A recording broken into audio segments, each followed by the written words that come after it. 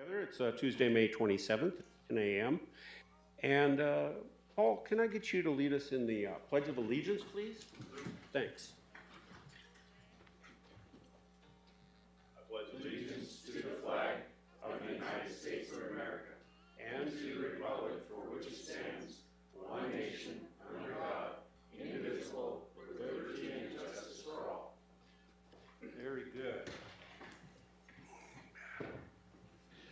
Well, I trust everyone's having a great day. Let's go ahead and get started. We have regular agenda item 2A, and it is information, discussion, action to acknowledge the resignation of Gila County Recorder Sadie Jo Bingham, effective May 31st, 2025, and consider appointing a person to fulfill the vacancy of the office of Gila County Recorder effective June 1st, 2025, pursuant the Arizona Revised Statute.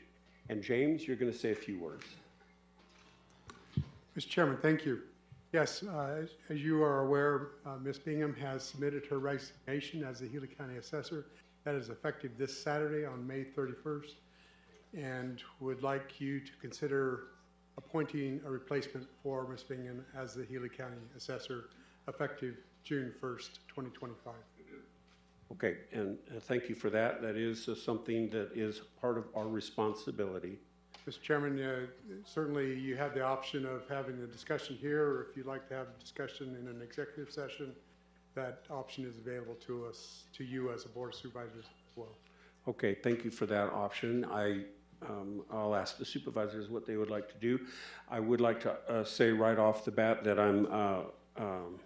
we're sad to see Sadie Jo going, but she has served Gila County for many years, over 16 years, and that is something to be celebrated. I believe she's done a very exceptionally good job at what she does, and we wish her well in her next phase, her next chapter, if you will. So, Supervisor Humphrey, do you have any comments?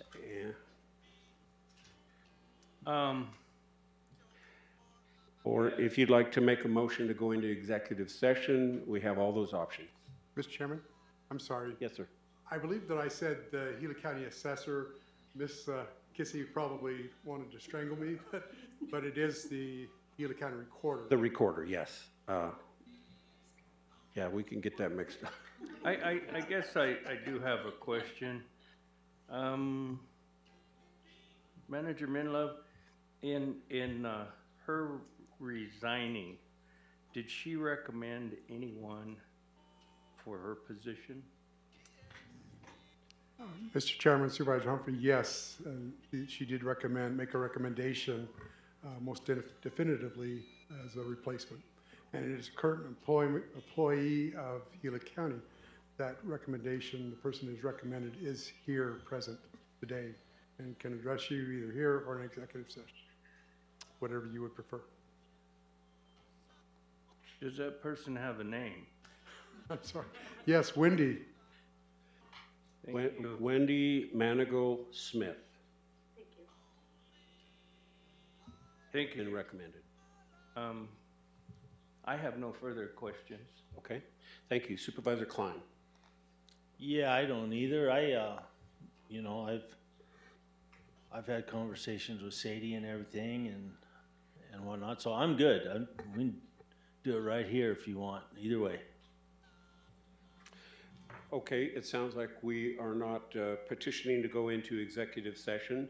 So on item 2A, I will entertain a motion to select someone or whatever the motion carries us toward. Mr. Chair, before I make a motion, I would just like to say, you know, in my opinion, elected people are elected by the people to serve in a position. And so the people choose them to make decisions for them. And so I feel that in Sadie's leaving, if she recommends someone, then the public elected her to make decisions. So I feel as if she has a decision on whom she feels would be competent in replacing her, then my feeling about it is that then that's her decision, and I would be happy to go with her decision. So I would like to make a motion to make Wendy Smith the new recorder. I'll second it. Okay, so we have a motion and a second to appoint Wendy Manigault Smith to the Recorder's Office effective June 1st, 2025. All those in favor say aye. Aye. Aye. I thought I'd have a minute before, but just to clarify for the public as well as for the record of this meeting, that because of the timing of Mrs. Bingham's resignation, the person appointed must run in the next general election and can only serve as the appointed recorder through the end of December 2026. And so that if that person wants to run for election at that time, then she will need to run in the primary and then the general for the remainder of Mrs. Bingham's term. So it's a 2-year appointment. Thank you for that clarification. I don't think we need to take another vote. Motion has passed and we have approved the selection. I would think that before we pass, we need to ask Wendy if she's willing to run in the new election, because that is part of it. Is that not correct? No. Oh, okay. Oh, she- I thought maybe that she would have to run. After what's coming, she did not want to. So, Then you're off the hook then. So congratulations, Wendy. We've just appointed you. Would you like to come forward and just say a couple words? No, she has the option of running or not. It's my understanding that option would be in 26 and then as well as in 28, as that would be the end of Sadie's term. Yes. Thank you very much for your consideration. I don't know if you all are familiar with my background, but I was afforded the opportunity to work with Sadie in our last election. It was an enlightening experience and really ignited some thirst for knowledge in me. So I plan to move forward, continuing with Sadie's level of integrity and ethics and moral compass. And I look forward to working with all of you. Thank you Thank very you. much, Wendy. We look forward to working with you and having you serve for Gila County. Okay, if there's nothing else, then that one, we'll move on to item 2B. Information and discussion regarding new construction and remodel projects at the Pleasant Valley Veterans Retreat property and the funding needed to complete the assignments. Good morning, Michael. Good morning, Chairman and members of the board. So if it's possible, I'd like to break this presentation up into 2 distinct parts. For the Pleasant Valley Veterans Retreat, what I'd like to do is just go over what we have done and what Supervisor Klein and County Manager James Menlove has directed staff to do and what we've completed up until this point, and then move into possible new projects and what funding is out there for these projects, what fundings we have received as a county, and discuss some of those projects. So if you're okay with that, Chairman, I'd like to move into exactly what we've done so far at Pleasant Valley out at the Veterans Retreat. There's a little bit of history on the board item, but I think everybody here understands that history. Since 2017, Supervisor Klein has been an advocate of turning that property into a Veterans Retreat services for veterans and their family, which led us to a special use permit between Gila County and the U.S. Forest Service, which allows Gila County to operate this kind of services on the property. To this date, we've had quite a bit of change out there. It's a beautiful piece of property with the structures out there. We have used, and the board has voted on some ARPA funding for the Pleasant Valley Veterans Retreat. There has been a $1.6 million remodel project. We renovated the admin buildings and the 2 barracks, put some ramps on them, and refurbished all those buildings, and it turned out beautiful. Part of that also, we purchased furniture for the barracks, so the veterans and their families have a place to stay, to sleep, and refurbished the kitchen and made it very usable. And also, we also had to purchase some contracts for repairing and renovating the on-site wastewater system out there. There was an old system that was breaking down and had many leaks. So we had to get a specialist out there and repair the entire system, which they did. All those were paid for by ARPA money. Some of the non-ARPA funds used for the Veterans Retreat were about $56,000. So let me go back a little bit. The ARPA funding is a little over $2 million with the $1.6 million contract in the on-site wastewater system. So that came up to be a little over $2 million. And then non-ARPA funding was about $56,000.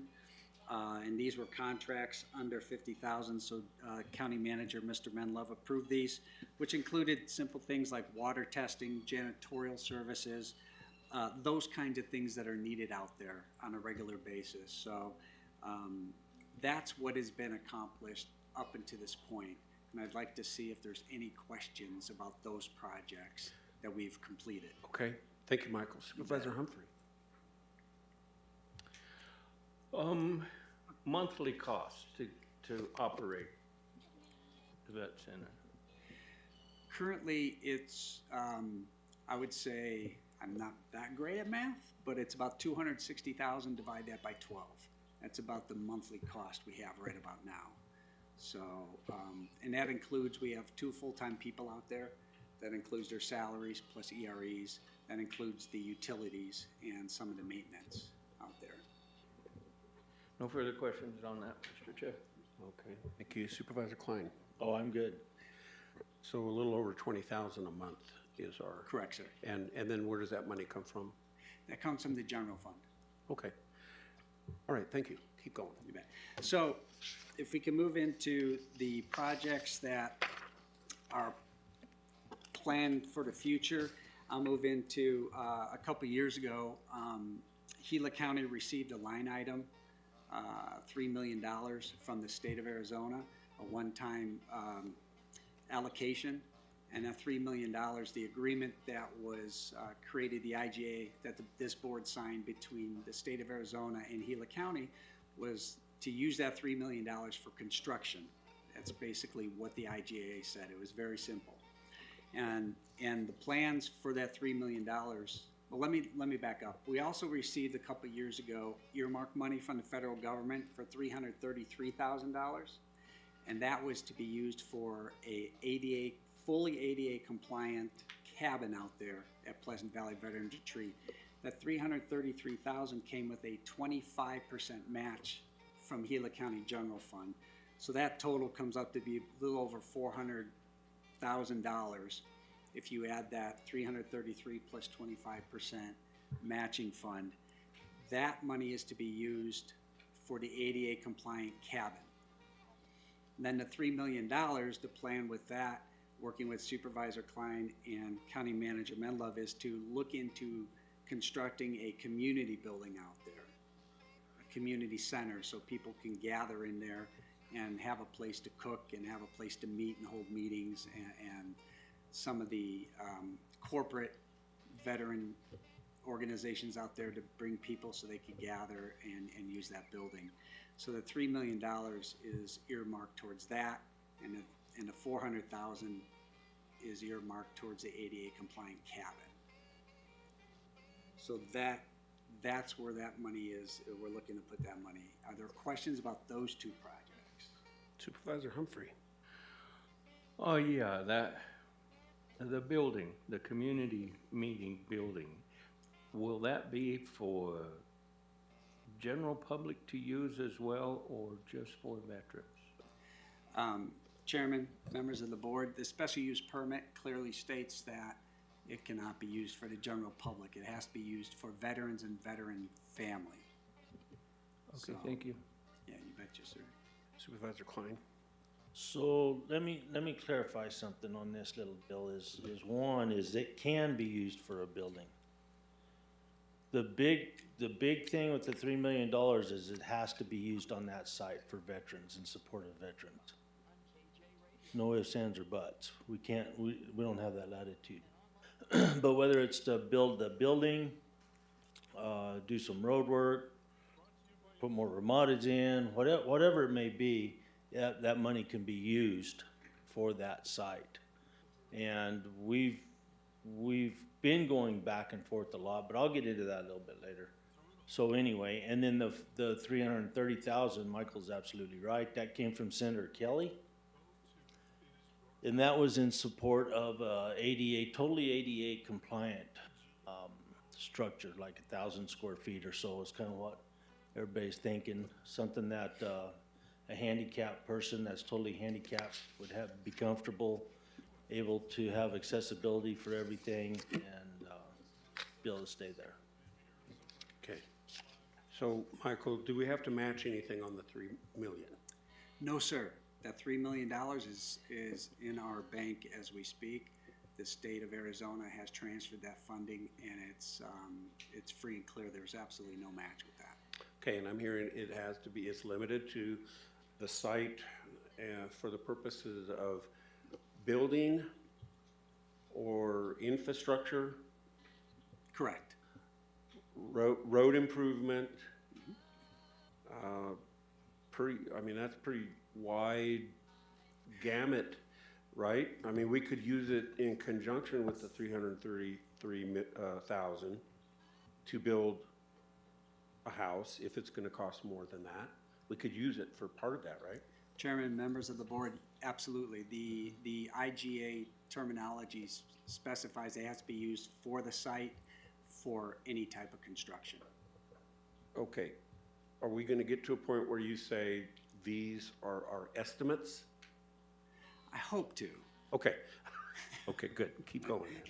So, for the ADA compliant cabin and the community center, this afternoon we're going to hold a second meeting with an architect, BWS architect out of Tucson, to discuss just that, to put together a possible proposal to bring in front of the board for the community center and the ADA compliant home, and bring in front of the board for their consideration for a contract possibly in the next couple months. So we are meeting, Supervisor Klein, County Manager Menlove, and myself are meeting with the architect this afternoon just to sort of go over those kind of plans. So, questions about that, sir? Supervisor Humphrey. No. Supervisor Klein. We'll get, Michael's gonna get into more of it and dollars and figures and stuff like that, but we do have options besides just building a standalone building. We have an option there on the main office building, the 6,000 square building of an add-on on the east side that would definitely meet our needs. That's there as well. Costs are a big thing. And we'll get into that more as we go. Perfect. So the next part of this presentation is basically just to talk about some of the projects that Supervisor Klein has brought to staff's attention, about what kinds of things are needed out there, what kinds of things Supervisor Klein is looking for out there to make the property more usable, more friendly, and safer. And so I'd like to go over the list of these. Some of these I'll have some estimates for, some of these I will not, because we're still in the process of putting together a scope and meeting with Supervisor Klein and facilities and contractors out there. And the first project involves chip sealing the roads out there. And I received from the Public Works Department an estimate for double chip sealing. For single chip sealing, it's going to be about $70,000. So double chip sealing is going to be about $140,000. That's the estimate I received from Public Works. And I've been assured that they could do that in a day or two. It's not a huge project. The $140,000 is for the materials, and then if there will be staff time used for this, that staff time would have to be reimbursed to HERF, which is something that we do on a regular basis here. So that's not a difficult thing to do. So that's where we're at with just that project. Is there questions about the chip sealing? So it will cost us something. We have to reimburse HERF. Yeah. Yes. Okay. Yes. So one of the things on this particular, project, besides it badly needs done, is the fact that, Public Works is getting ready to chip seal some other roads in District 3 and Young up there. So all the equipment's there, staff, or, the folks will be there, crews will be there, and mobilizing that equipment is a big cost. But with it already being there, that's a benefit that we have. And that's gonna include the parking lot at the, main building as well, which we may need to bring Public Works in here to do another parking lot, huh, James? So, anyway, but, thank you, Michael. You betcha, sir. Mr. Chair. Yes, sir. Are they looking at this year to do that chip seal? Yes, here in about 2 or 3 weeks. Okay, well, because I got a call from the road crew last week stating that they're pulling off the Gila Road.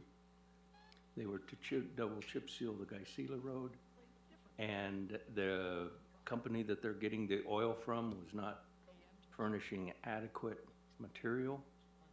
And so rather than have an episode, they have, at this point, canceled all their chip sealing until they can get a contractor that can furnish the material on time and the quality that's required. So that may be a conversation to have with Public Works, I think that, right, because last I heard, they had suspended chip seal projects.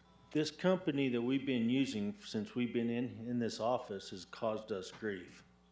This isn't nothing new, and so, like you said, in Gila, they did run into problems, and I'm sure Troy's gonna visit about it. Yeah, thank Troy, you, so yeah. last year we had a problem with Gila, and I know we were supposed to be doing that, Gibson Ranch Road, all these, so update us on where we're at. Correct, yeah, so we were in the middle of the Gila project, and Supervisor Humphrey's correct. The oil we were getting was substandard. It was coming in real thick, and if it's too thick, it won't dry, because it dries on the outside first, and that's where you get the problems that you had in the previous year. So we rejected it, and there was a couple of days where they couldn't even deliver the oil when they said they were gonna deliver the oil. So right now, we're looking to see if there's anything on state contract that we can use, because we still want to move these projects forward as quickly as possible. So I'd say they're on hold, not officially canceled. Thankfully, our asphalt material millings come from a different company. The only thing they're providing is the oil. So the only thing we're lacking is the oil, and hopefully, within 2 to 3 weeks, we'll have that resolved, and we'll be moving forward again with the chip sealing project, because we want to get those finished up this year. Yeah, we got Cemetery Road, there's just, I mean, there's all kinds of projects that are hinging Yeah. right now, so. Yeah, that's just why I wanted to bring that up, because they, you know, in this time of year, trying to get an oil company that books stuff a year ahead of time because of the weather and the temperature. Yep. It just, yeah, I can understand why. And I appreciate it being on hold, because we don't want any more messes. Exactly, yeah, yep, not But going down that anyway, road. yeah, I didn't mean to get off topic, but I just. No, it's good. If you're looking at this year, it may not be. Yeah. Thank you. Yeah, hopefully we get everything back. Okay, Michael. Further questions about chip sealing? So Chairman? we're at 140,000 plus a little for her free investment. A little bit, yeah. Yeah. Schedule-wise, we're not sure. Correct. Okay. Just discovered that, sir. The second project that we've been working with Supervisor Klein on is an access gate near the back of the property. They call it the boneyard area. We're looking to put a fence back there, or an iron fence with solar power that can open and close along with a keypad, or some sort of mechanism that somebody who has the keypad can open that gate. We're having a challenge with some people just zipping right through the property on the weekends, and it's full access to the property. And if you close off that area in the back, it would hopefully prevent as many people from gaining access to that property. So, and as far as the design and everything, we're gonna be meeting out with Supervisor Klein tomorrow, and we're gonna be starting to talk specifics about what kind of design, what kind of gate, and then we'll be putting together the estimates based on our conversation tomorrow. So I don't really have an estimate as far as that goes right now. So if I may, I'd like to say something about this particular project. That's not on the agenda. This isn't Supervisor Klein's first idea. This is actually coming from ASIP, our insurance pool. This is where ASIP wants to have more control over folks that are in there. And it's not that I disagree with it, you know, but this was actually started with ASIP. And it's a liability part for that area. And one of the reasons when Michael talks about the boneyard, that's a place where tools are stored and other more expensive items, tractors, stuff like that. So it's a good idea, but ASIP is the driving factor on this one. Thank you, sir. And to follow up with Supervisor Klein, ASIP did give us a list of other things that we have to do on the property to meet their guidelines for insurance.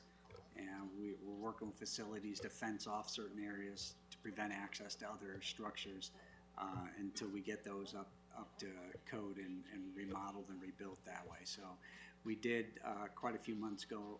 Everybody met up with ASIP and our county attorney out on site. So we got quite the list, quite the education and liability and everything else like that. So we are committed to make this property as safe as possible. That's for sure. So and if we were talking about the boneyard area, it's also another project that we're working on with Supervisor Klein is, and this has to do with our facilities too. We have a full-time facilities guy out there, and there's a maintenance shed that's by this boneyard area, and that has no power to it, the maintenance shed. So the facility guy, actually, our employee, has to take his power tools and recharge them in the admin building and do all this shuffling around. It's quite inefficient. So we're looking at putting on a solar power system to the maintenance shed.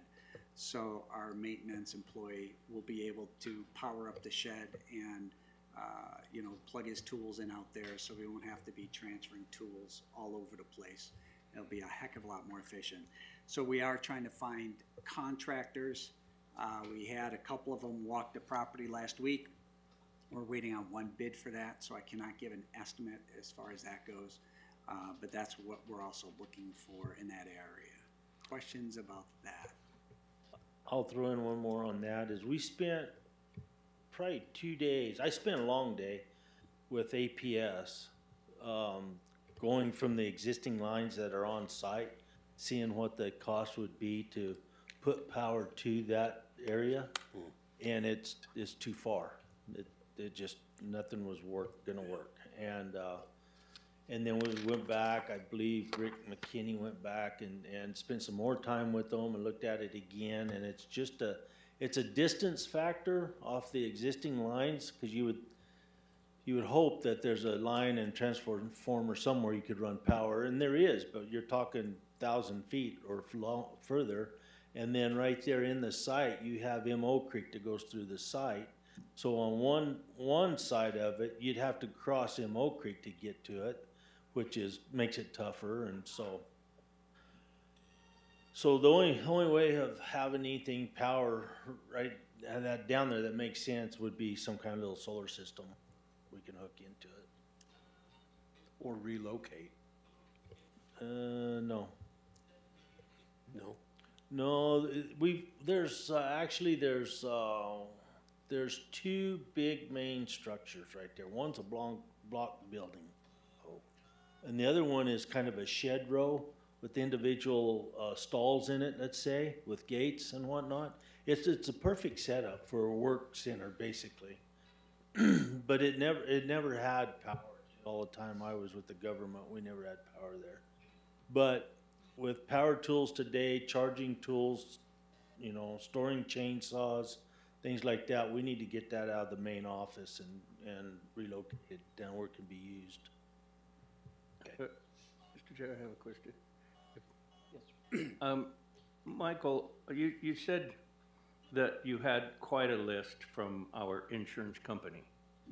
Is this power one of the needs that the insurance company is asking for? They, interesting questions, Supervisor. So we had a discussion about that, and if we were to use that as a maintenance shed and have somebody go in there, then yes, they would like power to that structure. Okay, then I have another question. Yes, sir. What about like a diesel generator? If running power is going to be such a problem, is that something that the insurance company might allow? Supervisor, they potentially could allow that. The next project I'll talk about is generators, and that building was not included in the scope of this project with generators moving forward, but that certainly is something we could look into. One of the reasons that Tim, that I didn't really set my sights on a generator is everything anymore is going cordless. So you have all the batteries to charge and everything that you can just plug it in, go home for the weekend, you come back, it's up, it's going, and then you don't have the issue of having to go get the fuel, store fuel on site or whatever. And so for that particular site, in the short term, it would probably be a little bit cheaper. In the long term, the solar would be cheaper. Okay. No questions, no further questions? Thank you, Supervisor. And so I just mentioned generators. Yeah. So we're working on a project with Supervisor Klein because of the 4 structures out there, we have 2 barracks and we have 2 rangers. So we're looking at putting in generators, propane generators, and the 2 barracks out there and the 2 ranger houses, which is in the back part of the property that are not being used right now. I'm going to go into the ranger houses after this. But those particular structures have no backup. If the power goes out there, it's dark, and it gets dark out there. So we're looking to possibly install propane generators in those 4 structures, the 2 barracks and the 2 ranger houses. We did have a walkthrough last week with contractors. We had 3 of them out there, 3 state contractors. One of the state contractors said the project was too small. It wasn't enough for them. And the second contractor said that they just didn't have the capabilities of doing this. And then we're waiting on a 3rd contractor to get back with us with a bid. We're estimating this project to be close to $100,000 with the 4 generators, the propane generators, purchasing the new generators, and installing those with the proper electrical system in place. So one thing is as Michael throws out figures, and like especially with the state procurement people, I would like for you guys to have question marks beside those dollar figures, because when you go in there and you price a standby generator from Home Depot, I've got one, bought it several years ago, probably close to 10 years ago. You know, the generator is only like $6 grand, $7 grand. And so I'm leading you guys up to a discussion I'm going to have in a minute, and Michael knows it's coming. I'm not a fan of state procurement. I haven't been since the first round up there, and I'm still not today. And so that's all I ask. Just keep an open mind on these figures for a little bit, because I think we're going to get in some real good discussion here shortly. Okay. Perfect. Then the next we're going to call it the historic area, which involves 3 structures. There's the barn, there's a historic ranger house, and a historic district ranger office. Those are 3 structures towards the back of the property. And one of the items mentioned by ASIP is if we were to use the barn in any capacity, that must be brought up to code. It must be refurbished.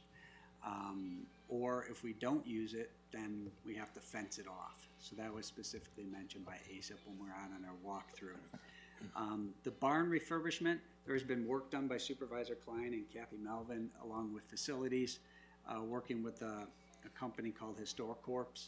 They use volunteers to go in and refurbish these historic buildings. And they did give us a price to refurbish the barn is approximately $90,000 to $100,000 to refurbish the barn. That's utilizing volunteers as well. So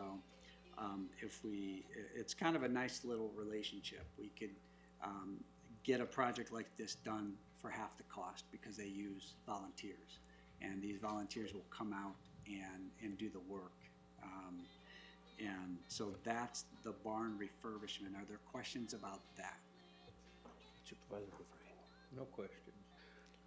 So let me give you a little bit more background. Take a breath, Michael. Thank you, sir. The historic part of that site was something that me and Kathy really dreaded to tackle when we first dove into it. Dealing with SHPO is sometimes very difficult. And it was something that we could just see some big hurdles coming up with. But there was a couple of things. First of all, the fact was the government had went into those structures and remodeled things inside.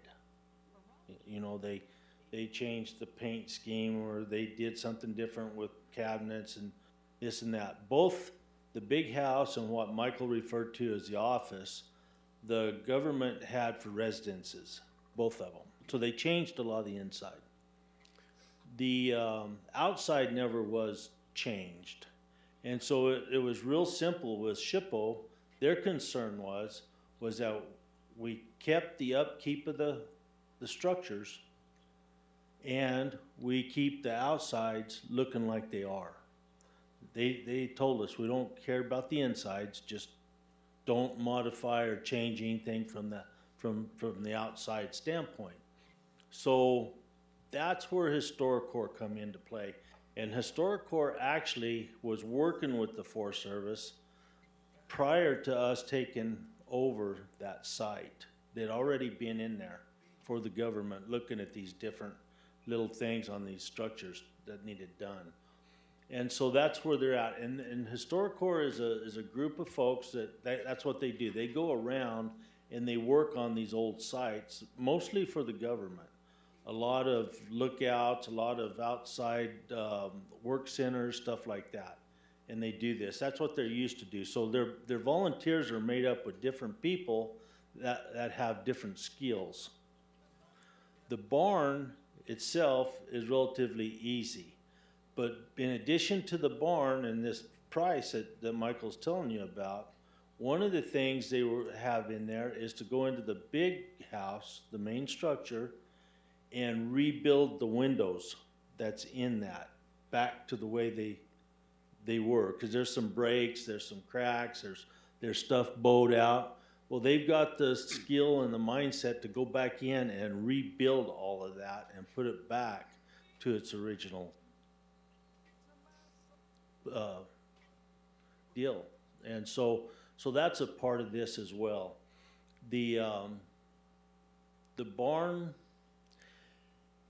is, I've looked at that list and I kind of scratched my head over that one too, but it's not that big of a deal on that to keep it up. But the fact of it is with that historic piece of the vet site right there, we have to keep it up. That's part of us having this site. And HistoriCorps right now is the best bet. There's contractors out there that you could probably find to come in and do this, but it's going to cost a lot more. So I'm a historic preservation nut. You know, I mean, I think we should. That section over there is one of the most beautiful spots. It's historic. The houses, the style, all of it's just marvelous. And we do need to protect that. Now the barn, so to put $100,000 into the barn, are we just saving it or are we using it? Would it have a use? Because it was there for horses and all of that. And so if we just isolate that from public access, we could save that money and use it for something else. Is there a specific purpose of why we want to restore the barn to a up-to-code status. Chairman, members of the board, it's my understanding in talking with Supervisor Klein and Kathy that the plan in the future is at some point in time bringing equine therapy for veterans out to the site. And if that was to occur, then we would absolutely need a place to store the animals to meet that need. Okay. And Steve, one of the things with the barn is, and I think that's gonna need a little bit more of a walkthrough and look at, especially with the historic course list of things where we can just physically talk about each thing that they're pointing out that they wanna do. There's simple things like just the painting the outside of the buildings. We can do that, you know. There's other things might be a little bit more involved. The one thing like on the windows, part of it is for sure, the barn has some other issues above the stalls where there's a broken beam that needs to be addressed. And so there's some odds and ends of things like that that definitely need to be addressed. Okay. Further questions about the barn? I'm good. Perfect, Okay. thank you. The next two projects, I'm not gonna be able to get you a cost estimate on that. We're talking about the Ranger houses, the Ranger house and the office. One of the purposes, I'll be meeting with Supervisor Klein tomorrow out at Pleasant Valley, is to go through these buildings and get a complete itemized list of what vision Supervisor Klein has. So the next two projects, what I'd like to do is just talk about them conceptually for the purposes of what they'll be used for, if that's okay to proceed, sir. Okay. So we could start with the historic, the Ranger House, and Supervisor Klein, I'm sure you could fill in the other two supervisors better than I can for the use of that. But it's my understanding that we want to convert this into another place where veterans can sleep and stay the night, veterans and their families. And what that really entails, I won't have a really good picture until I go do a complete walkthrough with Supervisor Klein tomorrow. But I believe that's the intended purpose. It is, Michael. It's like Steve said a while ago, it's really a pretty place. Everybody really likes it down there. The one issue with that particular house is it has an upstairs, a partial upstairs in it. But our intent is to block that off. And we talked about that with ASIP too as well. And they seem to like that a lot better. So, but the old house has got the old style wiring, which Tim, I know you're familiar with, the old aluminum wiring and stuff like that. So it needs to be rewired, which can easily be done by coming underneath the house and up through the floorway. So there's things like that, some work maybe on inside on some counters, cupboards, put a hot water heater back in it. Pretty simple type of stuff. The other part on that house is we have pictures. Kathy drug up some pictures from back in the 30s and 40s. And so when you stand out in front of that house, it had a fence that came around the front of it. The government in all its wisdom, and I don't know why they did it, but they tore into that fence. I don't know if they were going to rebuild it or whatever. So there's pieces of it that physically aren't there that we're going to have to rebuild, which is easy. At first I got to worrying about it until I seen those pictures that Kathy had brought up, because it's the same wire that we can actually buy today out of Tractor Supply, just the page wire. And so juniper posts, it's all pretty simple just to put that back in place. So it's just a matter of some pretty simple type projects to do. The other little house, and this is one I hope you guys will find interesting, is that instead of using it for people to stay in, our thought is to take that and turn it into a little museum, little office like it was one time, with the old furniture, the old file cabinets, things like you would have seen if you stepped in there in 1940 and looked at it, and not use it for people to actually stay in for a weekend or whatever. And it's pretty small. I think it's only, what, Kathy, 600-700 square feet? It's not very big. And so, and that's gonna be a minimal task. There's not gonna be much there, so.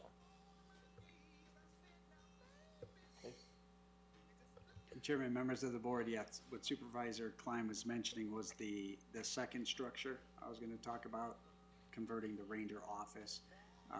The vision that Supervisor Klein has is to turn that into a little museum.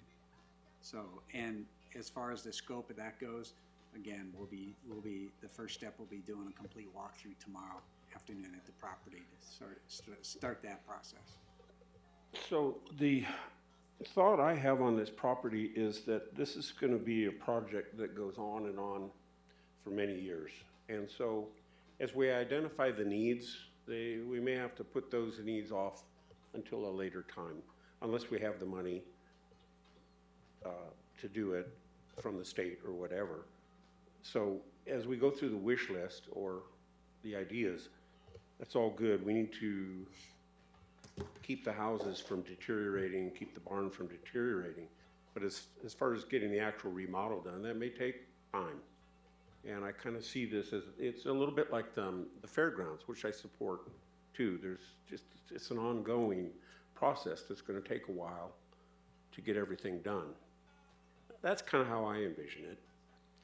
So We may not have enough to do it all.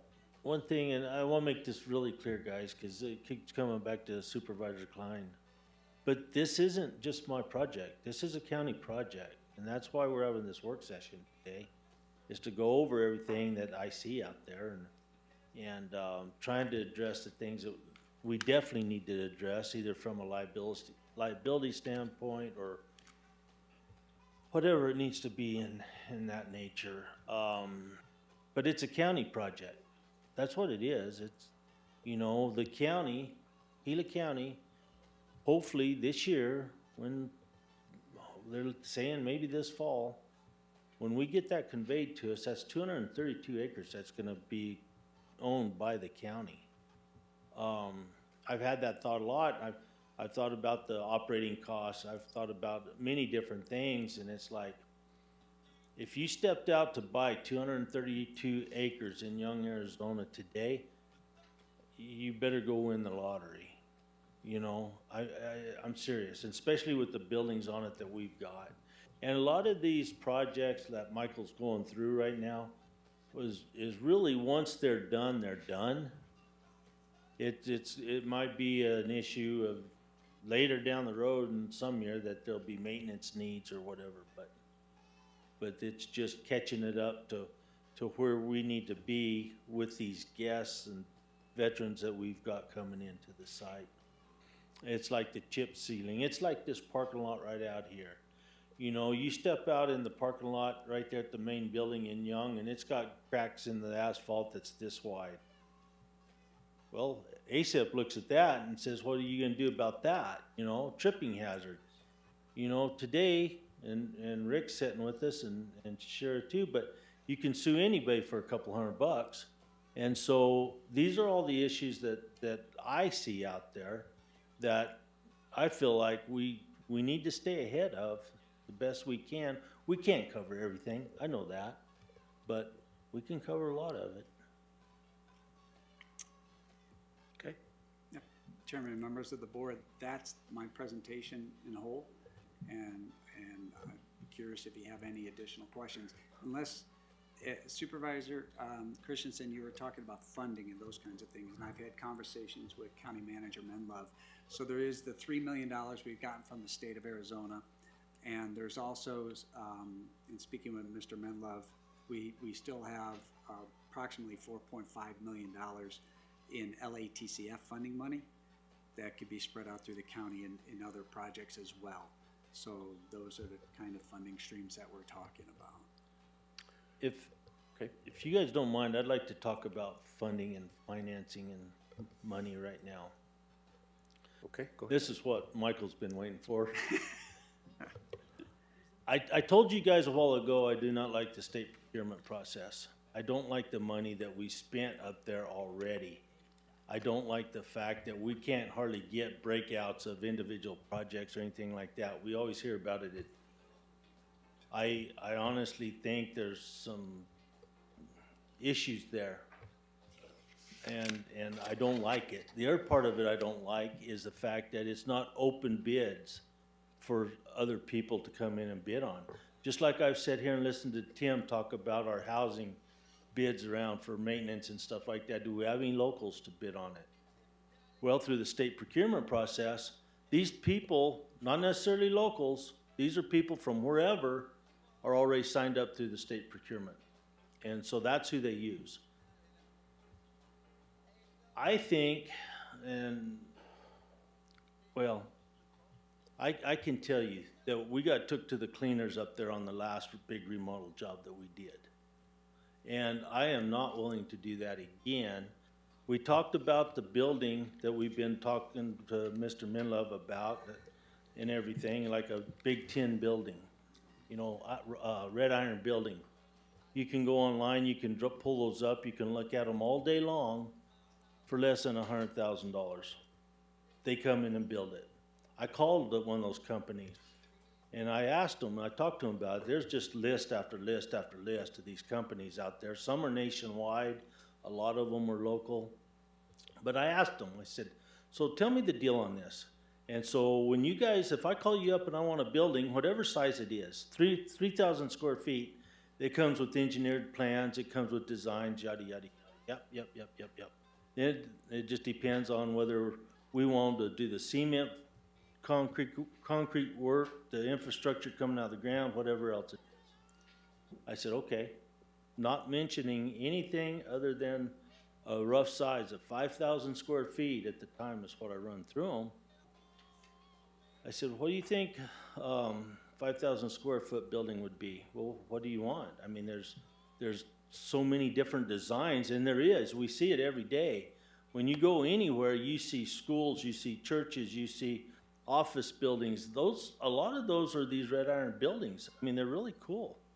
So it's literally as much as you want to spend on a building, but something that's practical that can be used when it needs to be used. First thing he told me was, well, it depends on your design and architect. I said, well, I thought you guys design and do the architect work. No, because if you did that, you'd have to go out and get 3 bids. I said, yep, you're right. So we'd have to turn in exactly what we want so we could get 3 bids to bid on this package right here. Yep. I said, okay, well, let's just ballpark figure. Tell me what you think it would be for just a plain Jane type building that looks nice and matches the green building that we have there. We want to match. Kind of described it to him. He said, probably around 250,000. Probably what you're looking at. I said, so for less than 500,000, we could get one built. He said, absolutely. And so, you know, when I'm talking to Michael and Joseph and James, and we're sitting around the table and talking about these things, we get numbers back or thrown at us that are like $3 million for this building. And I'm about to fall out of the chair again. I'm flat saying there's no way I would ever agree to spend $3 million for a $500,000 building. And so that's where I'm still at today. I don't like it. One thing that you guys can remember back, maybe not you, Steve, but me and Tim, back in the time when we came on board, we staffed the facilities department up. They've got everybody right there to do whatever we need done as far as contracting or anything like that. They don't just need to throw it to state procurement and walk away with it. And so my biggest thing is if we build, whatever we build or decide to build, whether it's the add-on to that building, which would really knock down a lot of the cost because we already have the infrastructure that's there. There's the only thing that the biggest problem would be to relocate a pump station right outside the building for the sewer outfit. That's it. Rest of it's there. The bathrooms are there. There's already part of a conference room there as well. The water's there. The electric is right there. And so I just want you guys to know something, that if it comes down to where there's a push to spend that kind of money, $3 million on a building, I'm not going to do it. I'm not going to vote for it. I'm not going to do it. I think we're getting ripped. And when I tell you this, I'm going to tell you the reason why. This is a work session, so. When we did the first remodel job up there and worked on those buildings, time went by, time went by, time went by. We didn't get anything done until I threw a fit and said, it's time to do something. Joseph came to me, James was part of those conversations, and we decided, okay, best thing we can do is run with the state procurement process. They've already got contractors lined up, yada, yada, yada. So we did. And I didn't really have a good grasp of the process, and that's my fault, until afterwards. We're sitting there going through the list of accomplishments that Michael just talked about. We rebuilt decks on barracks. We remodeled the inside of the barracks. We rebuilt sewer system. We did all this work on there, and we put in 13 ramadas with some dirt work and a little bit of trenching for some solar lights. And the dirt work was granite that we purchased right there locally. The sites for the ramadas, facilities, cut those in with their skidster. I helped lay that out.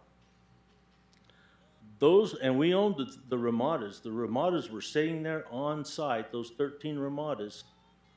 That was the most expensive part of that whole first package. We spent $472,000 setting up 13 ramadas. When Joseph and them told me that, sitting in the meeting that day, I had a lot to say about that. And it was real obvious that that state procurement, I'm not saying it's all this way, so I want everybody to understand, I'm not pointing the fingers at everybody, but this is why I don't like it. If there's backdoor deals cut, we don't know it. We don't have an idea of what those costs are gonna be up front. It all comes in the back door. And it's too late. You're gonna do it. I just absolutely do not want to see us go with some out-of-state or out-of-town county contractors that's gonna rip us off or have the chance of ripping us off. I'm not gonna say that you're gonna do it again, but the chance is there. And that's why I am so intent on our facilities people. We have the manpower in there to put out regular type contracts and solicit bids for what we need done and use as many locals and keep the money locally that we can use. And I will stand by that one to the end. I've sat here now since that project was going on until I finally walked into James's office a while back and I said, hey, I'm done. We're sitting here spinning our wheels. We got a parking lot out here that hasn't been done. We talked about it. We have other projects out there. I don't see anything getting done. So right now, I'm gonna tell you what, let's start looking at the projects that we can get done on that vet center up there and let's get going. Let's get moving. And we'll look at all the little things that we need to do to satisfy our insurance and to help our liability, and let's get some stuff going. And that's where we've been. I want to go back to the generators. It doesn't matter to me one way or another if we have backup generators. I've lived without that a long time in the past. It's always in the wintertime though. That's when the electric would go out, is in the wintertime. I'm sure in Payson you had that. But the fact of the matter is now it's the summertime. And not only is it the summertime, we're faced with the fact APS or SRP has some bad days, they walk up and turn the switch off. Well, when you've got guests sitting in those houses and their power goes out and we have no way of accommodating them or at least getting them through the day hoping it's going to kick back on, things get a little tough. And so that's to me is our main goal. The other thing of it is that main station right there, the office building, not station, but the office building has to have one. Power goes out, I don't know what's going to run our IT office up there with all the servers and all the stuff in it. We have to have air conditioning on and that thing keep it cooled off all the time. So there's some of these specific needs that are there that we're going to need to spend some money on to get it. But once it's spent, once those things are in place, we're done. It's not a reoccurring thing every other year we have to go back and do this stuff. I want everybody to understand this isn't a wish list that I put together. These are things on this site that I see that are very critical to this site that needs done. A wish list, I agree with you, Steve. It can come in time for the next 25 years. I don't worry about that. That'd be up to somebody else. It won't be up to me. But there's one thing I do worry about, and that is the fact of getting things done on the ground right now. And I see a big lack of that. And I honestly have had enough of that. Michael has stepped up to take on this project. And I'm proud he did. He gives me somebody I can gripe about straight to Michael now. But there's things that has to be, we have to get going on. We got $3 million sitting there that a representative gave us, that every time I get the questions, well, what are you doing with that money? What have you built with that money? What's the plans with that money? I'm gonna start sending them to Michael, those conversations. You know, for me, I'm beating my head against the wall trying to get something done and line down and get started that we haven't been able to do. But now it's gonna be Michael that's gonna answer those questions. And when we have commitments like that, we can't drag things out for two years, 3 years, whatever it's gonna turn out to be. We need to get started. And we have other projects. We've sat here 2 or 3 times and went through LATCF funds, ARPA funds, all this money. We sat here and prioritized projects, one after another. I don't see a whole hell of a lot getting done there either. And I don't know, you guys, maybe you have more patience than I do, but my patience are done. So I'd be more than happy to answer any questions anybody has. Well, and we're here to debate spending, obviously, so Supervisor Humphrey, you have anything? I do. I have several things. We're under a special use permit with the vet center at this time. Is that correct? It is. Okay. Then, yeah, that's one deal that believe me, I support the vets more than anybody. I support this project. But when I got my information for the meeting, you know, even today you said, you know, it's a county project and the county can own the property.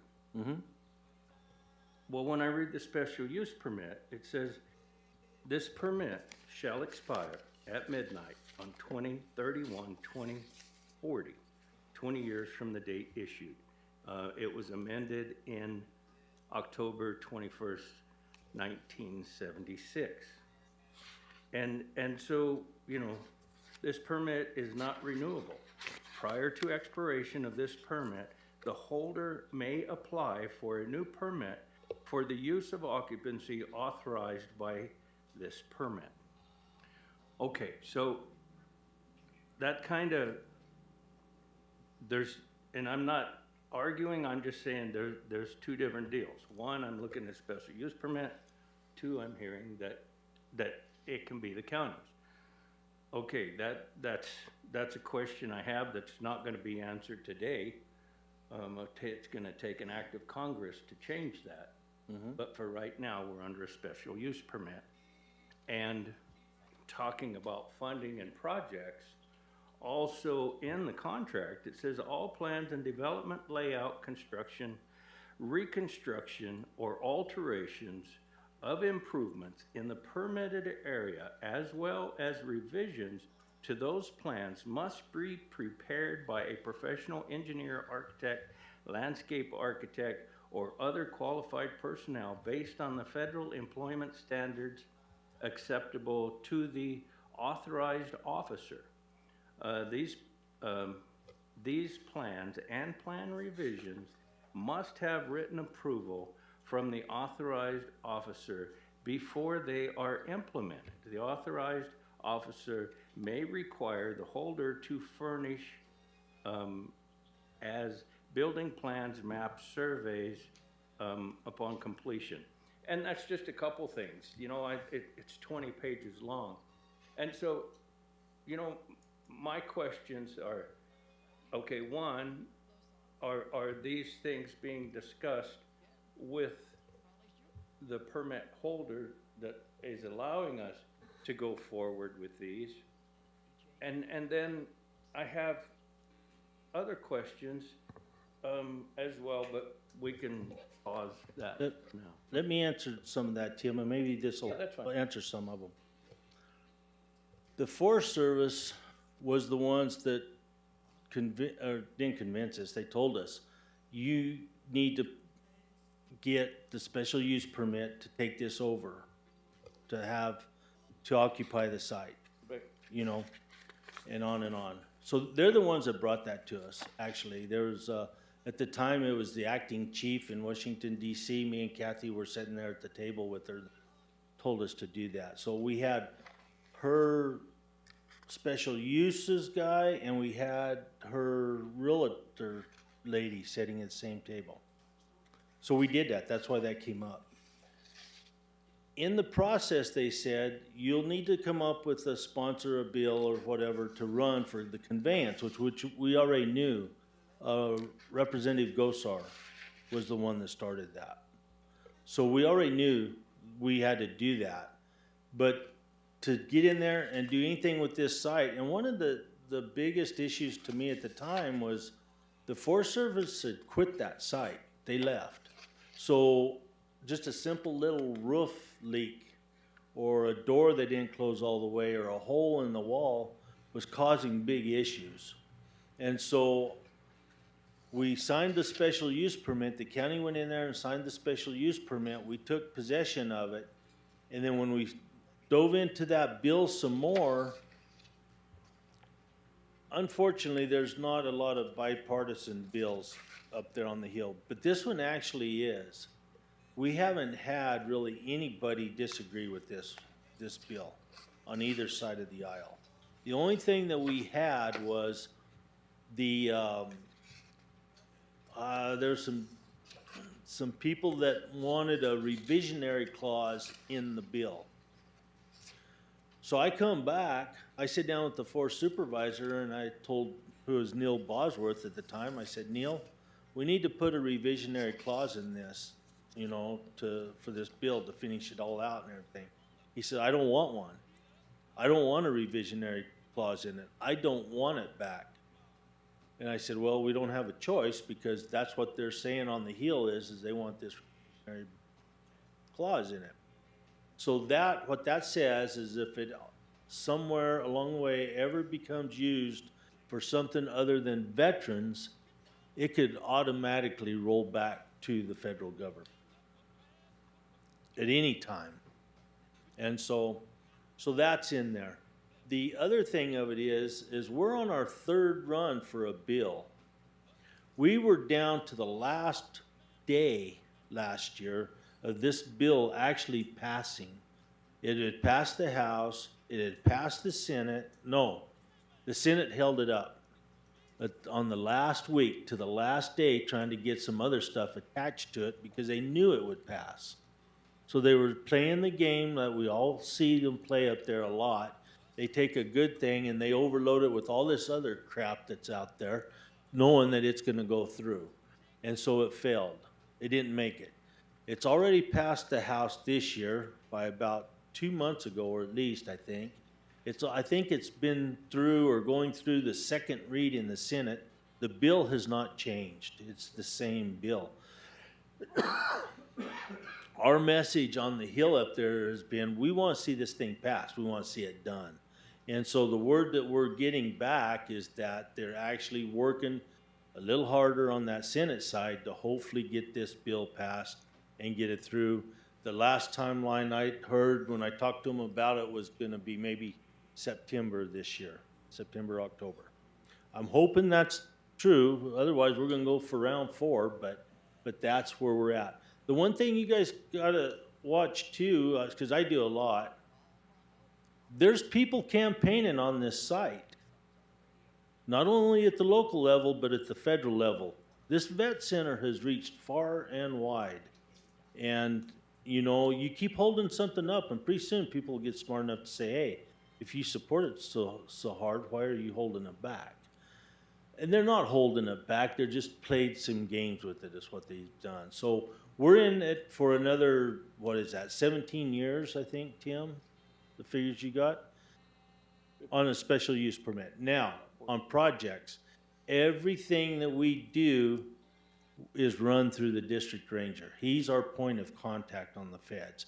He's the one that comes out when we say, hey, we'd like to build this building. He comes out and walks around the site with us, stands out there, and we talk about it. And Kathy's always kidding him. It's like, yeah, you'll have this big, beautiful building here, and when you get it back, you know, he's like, no, I don't want it back.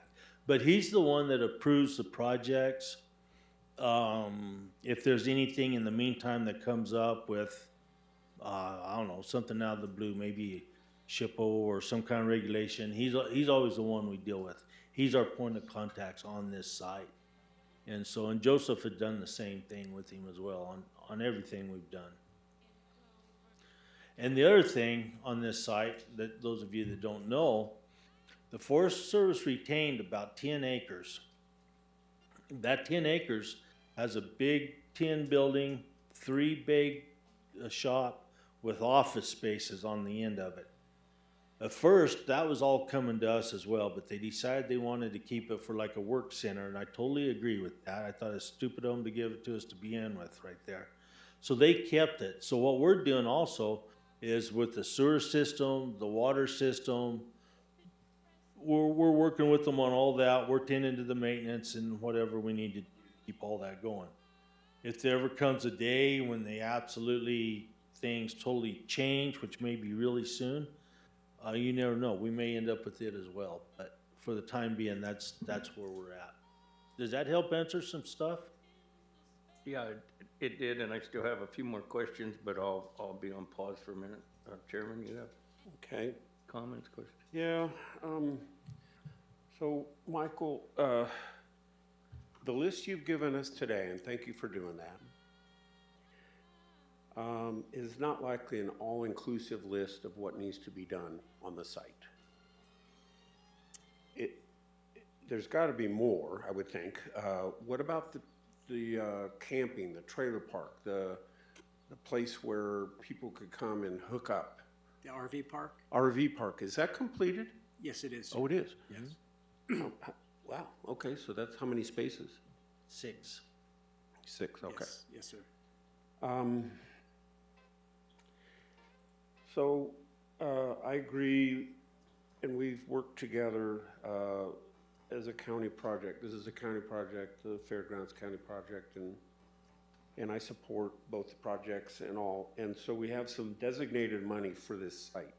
So it's not like we're pulling it from some other place. It's like it's earmarked for the site.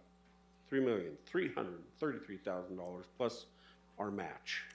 That is correct, sir. Okay, so we have $80,000, $85,000 match on the 333.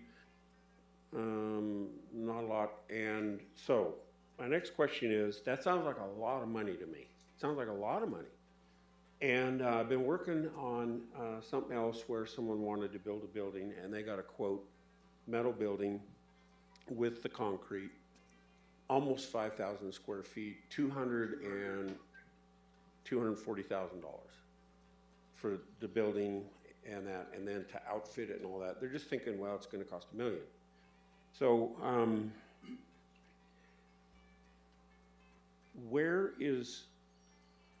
so Woody comes in and says, we can build a building for about $250,000 to $300,000, $400,000, outfit it. Let's say that the whole thing's completed with $1 million. $1.5 million, okay?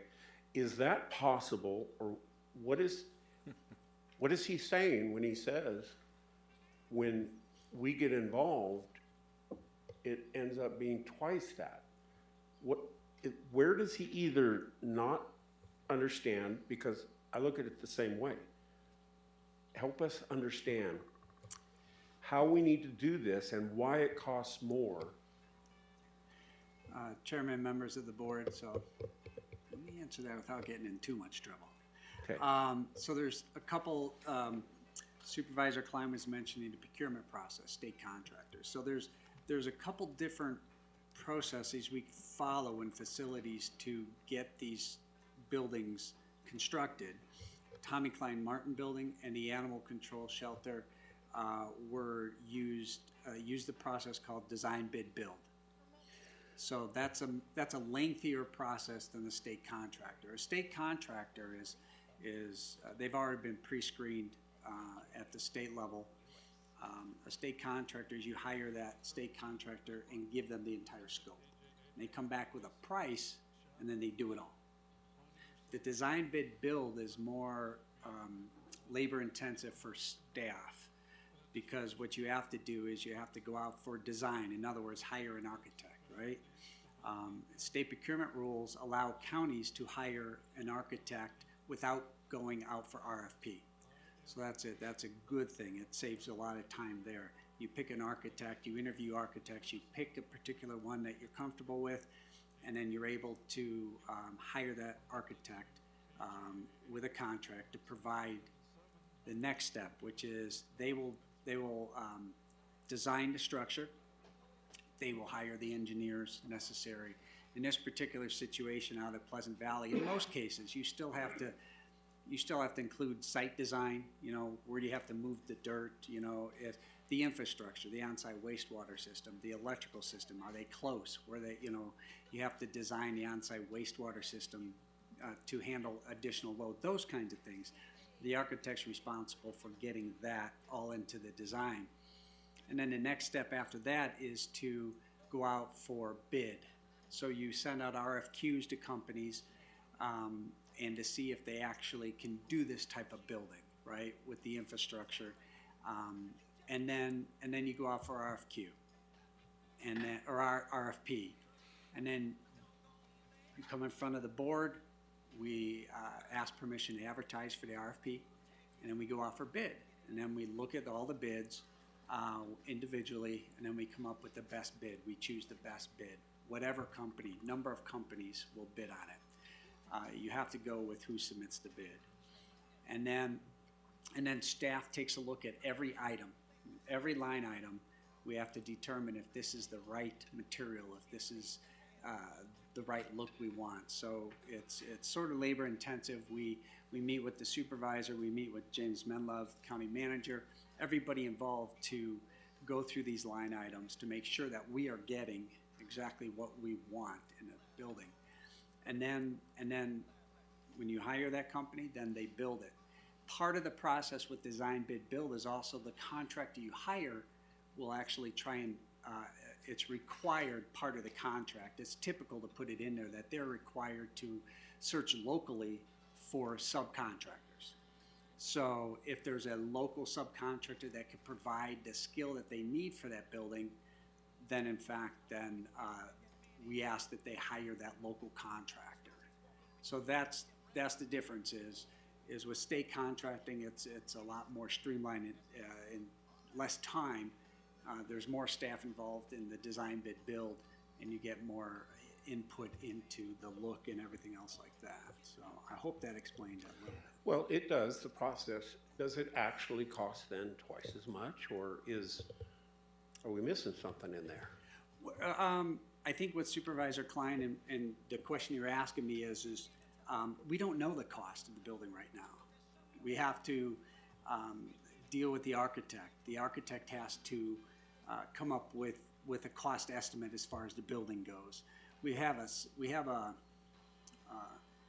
little bit of a cost estimate from the architect, but we're meeting with her this afternoon, to come up with a more solid cost estimate for the building.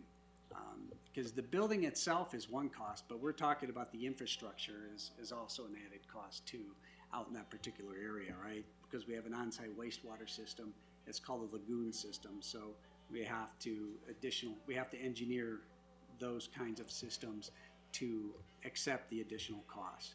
And possibly, if it depends on the location, because we're still nailing down what location we would like. Little bit on top of a hill by the admin building or attached to the admin building. So we're going to try and discuss that with the architect today to see if there's any cost differential between the locations. Would it be cheaper to add it to the admin building, or would it be a better standalone building on its own? So those are some of the questions that we have to ask this afternoon. Okay, so and we'll keep talking, but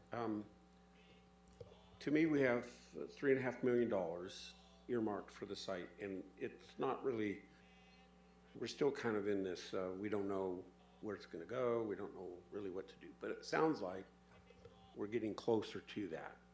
We've had the money a couple years now, or whatever it is, so yeah, I'd like to see some progress on it too. And so that's forthcoming. Yeah, Chairman, for point of clarification, the 333,000 earmark plus the 25% must be used for the ADA cabin.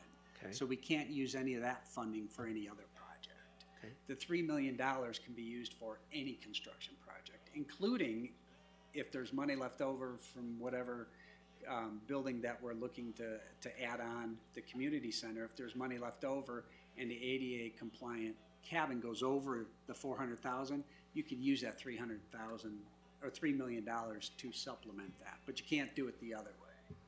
So what I'm saying then is, are we gonna see proposals for that soon?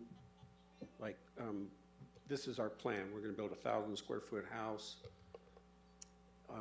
ADA, and it's gonna go here, and this is where we're gonna build, this is how big we're gonna build this community center, and it's gonna go here. I mean, are we working toward that, or are we still in this vague kind of, we don't know where we're going? I will put it like this, Chairman and members of the board. Yes, our meeting this afternoon is going to be very key to the location of a new buildings, the size, and the ADA compliant cabin. We're trying to bring in all of those things. We've had several meetings with the architect, Supervisor Klein and Manager Menlove met on site with the architect out there, so she knows the property very well. So yes, we are hoping in the next 2 months to at least bring something in front of the board from the architects for a contract to move forward with this project for your consideration, sir. Thank you, Supervisor Humphrey. Yeah, just a question. Being you're meeting with the architect, Supervisor Klein brought up like a metal building to come and be put up. With the architect, yeah, the underground, the sewer modifications, the electrical, all that stuff is a cost, and it's not gonna change no matter the structure. But has the architect looked into a metal building that's built out inside or whatever to match, as well as maybe a wood structure, a stick frame building? Because that, you know, may change cost, what the building is made out of. All the plumbing and all that stuff is not gonna change no matter what the structure's built out of. But I was just wondering if we could bring it up to them on cost of the structure of the building, different type of buildings. So, what Michael is explaining to you is a process right there that we have, and anybody can correct me, that's fine. We have to have an architect, and we have to have it designed. It doesn't matter what we do, we have to have those two things. One of the things that I've heard this architect say that we're meeting with this afternoon, I've heard her ask us 2 or 3 times, what's your construction costs? What's your construction costs? Well, I'm pretty simple-minded. If I tell you I want to build an open space, 3,000 square foot building with restrooms in it and a little kitchen deal in the corner, design it for me. I'll worry about the construction costs when I get ready to go build it, because then I may have to change it. But the fact of the matter is, there's a certain percentage that they want to charge your construction costs in addition to what they're getting. It's not just a straight, we'll pay you $5,000 and you give us an architect and design. That's not the way it goes. My first information from an architectural standpoint and a design for this building, and correct me if I'm wrong, but you guys threw me a figure of $750,000. I about fell over backwards. You know, that type of money, how are you going to go to the coffee club in Payson with 80 veterans sitting right there and explain to them, you just spent $750,000 to put a plan on a piece of paper? I don't want to be a part of that conversation, you know. It's ridiculous. It's absolutely ridiculous. And that's one thing I have a problem with the lady we're working now. Very nice lady. She came out there. She looked at the site. She knows what's there. Yada, yada, yada. But she doesn't need to know our construction costs. All she needs to know is what we want to build. We'll worry about the construction cost when it comes about, and then we'll worry about whether or not we can afford it. But that's not the way it works, guys. It's all based on a percentage that they're gonna get in addition to, and that jacks up your cost. That's what Michael didn't tell you. And that to me is where you go out for an open bid and you put it out there that I want a 3,000 square foot building, kind of the general layout of it, which you could get on that phone and in 5 minutes have more plans on that phone than you can shake a stick at of these type of buildings. They're there. And for some reason, we're going away from that, and all we're doing is spending money, and I don't like it. And so, I don't know how else to tell you guys that. That's why we come up with $3 million for building. Those are the kind of things that we come up with. And another thing I'll tell you guys, if that's gonna continue to be the trend, then I don't know why we have a big department sitting over here in facilities. All we need is contracting officers, if that's gonna be the case. You know? I've told you guys I'm out of patience on it, and it doesn't matter which department, I'm out of patience on all of this. And we have spent so much money, I can't justify it. There's no way. I can't justify having a beefed up department and us spending this kind of money. But when you asked the question, Steve, and I'm really glad you asked it, because there's another guy I found out just 3 days ago built a bigger building than what I was thinking about and spent just under $300,000 to build it. And that was from the ground out. And there's a 3-bay open red iron building. And so if you think about that and you use those figures and you do your research and you do your homework, there is no reason, in my simple way of thinking, that we can't build a 1,000 square foot handicap building and whatever we want, whether it's an add-on to the main building or a standalone building, for $1.5 million. There's no reason why we can't do that and probably have money left over. I'm not gonna ask it this way. Well, maybe I will. Where's he wrong? Why do we have to hire an architect? Architect sounds expensive versus, say, someone that draws plans. So I'll piggyback on Supervisor Klein's thought process. The typical industry standard when you're talking about a big construction project is the architect, gets the total construction cost, and they will charge you a percentage of that to be part of it. So that's what Supervisor Klein is talking about. There's an industry standard out there. You don't have to follow it. It's just a standard, right? And so I don't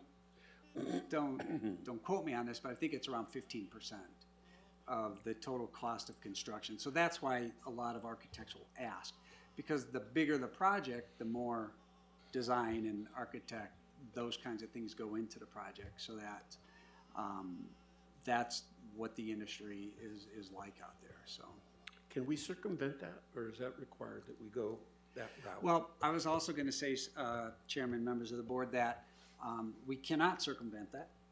We need to design and engineer the entire project. It has to be built to current building code. ASAP was quite clear about that, and it has to meet all of the current building code, fire codes, and electrical codes. So that's why sometimes, especially depending on the use of this building, it might require a fire suppression system, which is not cheap, because out there you might have to bring in its own water supply. We don't know these kinds of things. That's sort of what we're going to be meeting with the architect and asking. Is there a certain use of the building that we don't have to have fire suppression? Is that what so there's all sorts of questions we're going to try and hopefully get some of these answered this afternoon, sir. Okay. I had a good friend. He passed away last year, but he was not an architect, but what he did is he drew plans for people, and he was really good at it. And of course, he knew all the codes, and he drew the plans for the house, the remodel, the whatever structures and all that. And I'm sure his price was according to how many hours he had into it, or, you know, that kind of thing. Is that an option, to go that way, rather than a, you know, a licensed architect? So Chairman, members of the board, I would say no. Okay. The special use permit calls for professional licensed engineering and architectural drawings, so we have to follow the special use permit. But even if we have the property owned outright, we still have to follow the building code, which requires engineering and licensing and architects as well. So the person you're meeting with today, would you consider that person to charge what is standard in the industry for that? She, after conversations with Supervisor Klein and Mr. Menlove, she has agreed to a different type of structure for her fees that are not the industry standard. So I would believe, in fact, it's cheaper than the industry standard in the end. Okay. Be anxious to hear that. Yeah, I would just like to add too, when you're talking residential or commercial, there's a huge difference There is. in cost, because for a commercial building, especially with an insurance company, with insurance the way it is today, yeah, that it gets pretty nitpicky if you're gonna have commercial rather than residential. There's also there's a number of folks that it'll accommodate, has different standards too. And so we've kicked that one around a lot, because that site will only handle 36 people. That's what it'll hold. If it's full, you're looking at about 36 people. And so we settled on about 100 people. Just say, okay, we'll pad it to 100. And 100 people needs 20 to 25 square feet of space for a meeting room. That's national standards. Well, that's 2,500 square foot building. And so that's why we said, okay, well, 2,500, let's look at 3,000 by the time we add restrooms and, you know, a little kitchen or whatever. And the last conversation with this lady was, because Michael's right on the sprinkler systems and stuff in there, that can get real costly. That's one of the things, like in the courthouse in Payson, that's costing us a ton of money. But anyway, she was kind of saying, gotta go back and check, because the number of people will dictate that as well. So I don't know where that's going. I really don't know. I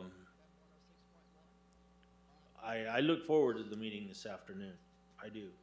And we do need it to be designed and architect. No matter what, we have to do that, because even if we went out for open bids, people have to know what they're bidding on, and it's all got to be the same. So we know that. I've already said my spill. And you're a builder, Tim. I mean, you've built homes and everything else. And, you know, if anybody thinks I'm wrong and I'm looking at this different, they need to tell me. But I don't see it.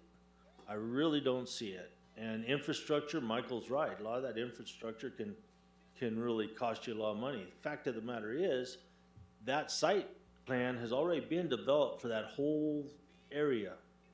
The government did that a long time ago when they did the sewer systems and all that. It's all put in there. Nothing's changed. Nothing's been added or taken away. It's all the same. So like site plan development, on and on and on. Location is a big one, he's right, which both locations, whether it's the add-on or a new standalone building, everything is right there. Literally, the power line's within 75 feet of the building if we build it, with a transformer already on it. Water's within 100 feet, sewer's within another 200 feet. So all of that is right there. And there's, I don't know. I guess I just, I get real frustrated when we have a department sitting there. And when I was arguing with these guys on it all and saying, we'll go out for open bid, this is ridiculous, yada, yada, yada. First thing I hear, and correct me if I'm wrong, Michael, is they need more staffing in the department, and it's gonna take up to 4 years to get this thing built.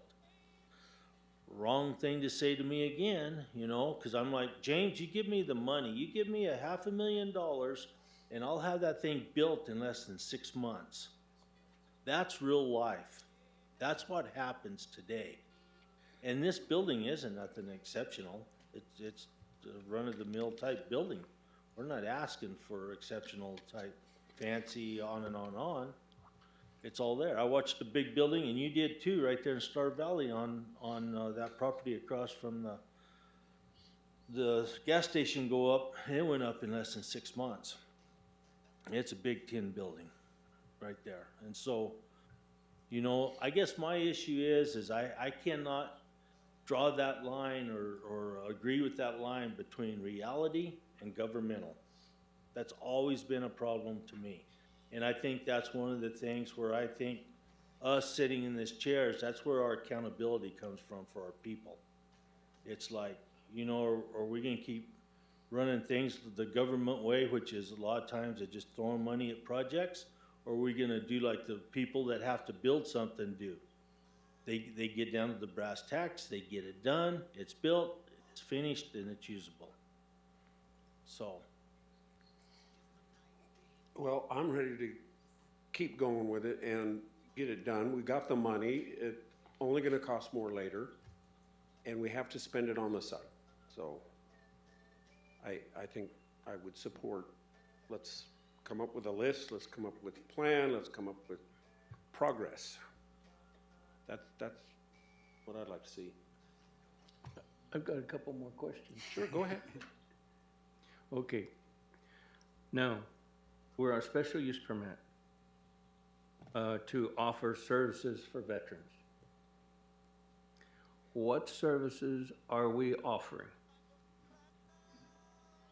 Chairman, members of the board, if I may turn this over to Supervisor Klein. I think Absolutely. He might know better than I do. Absolutely. The whole services part of it, Tim, the service that we offer right now today is the peace and tranquility of that site, especially for like PTSD people with families that are want to go somewhere for a reconnect. A lot of people do that anymore. You know, people coming back from deployment, their families, they'll go spend a week somewhere or a weekend or things like that. The other services that we've talked about in the past was there's through the VA system, there's the medical, the administrative, dental, optical, all the mobile units that go around to different places, and they set up for a day, 2 days, whatever it is. It's a circuit, is what it is. We haven't gotten that far yet because we're still trying to really get going. I mean, we have people using it, yes, we're there, but that part of the services, we really haven't gotten to those yet. But those would be a list of the type services that could be used in that site. Okay. Yeah, that's fine. And so we're able to furnish those services.